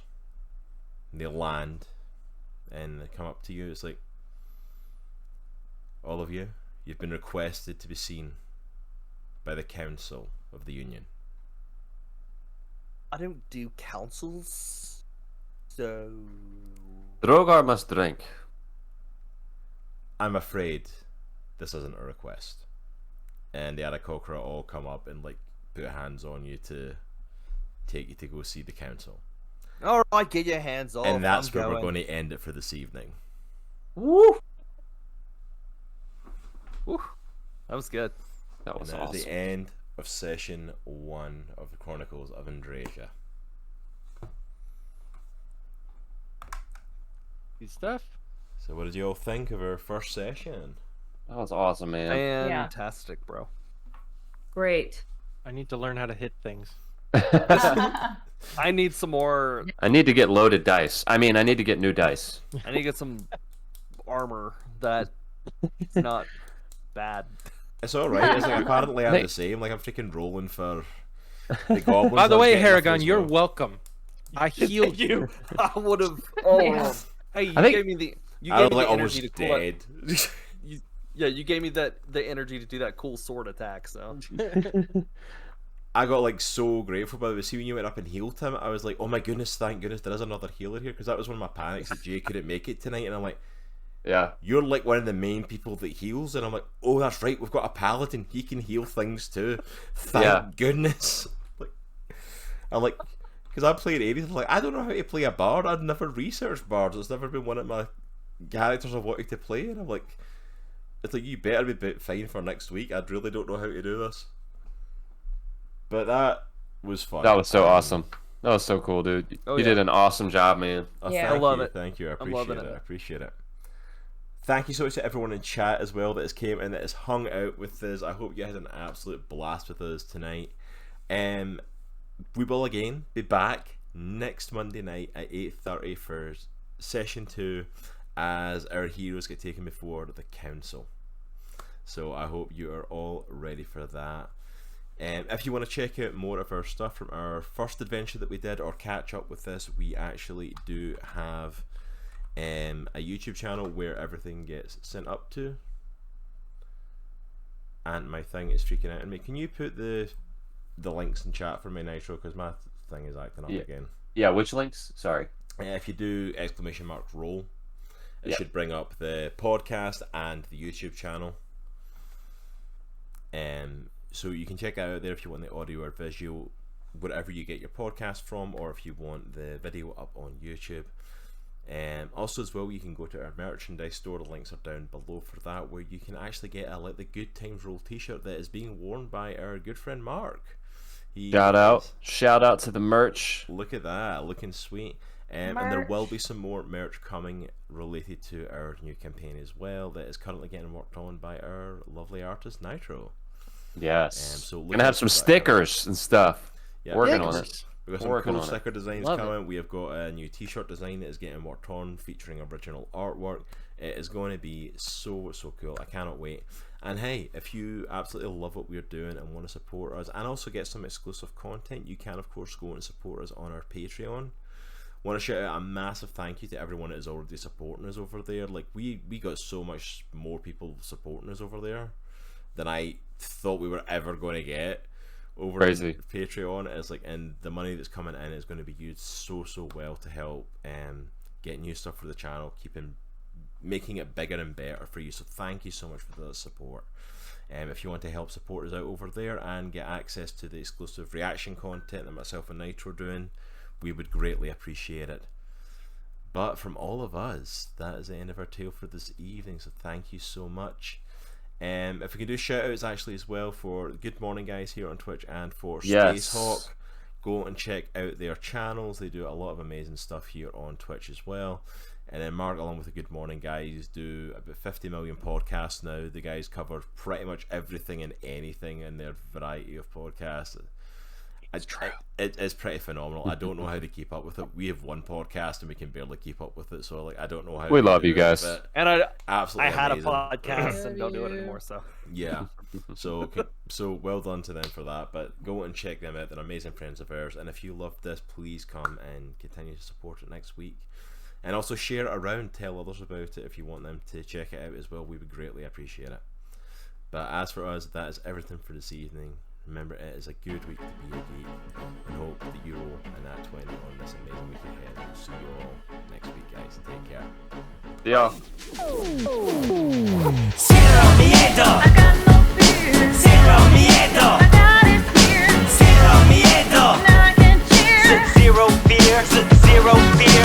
Zero miedo. I got no fear. Zero miedo. I got it here. Zero miedo. Now I can cheer. Zero fear. Zero fear.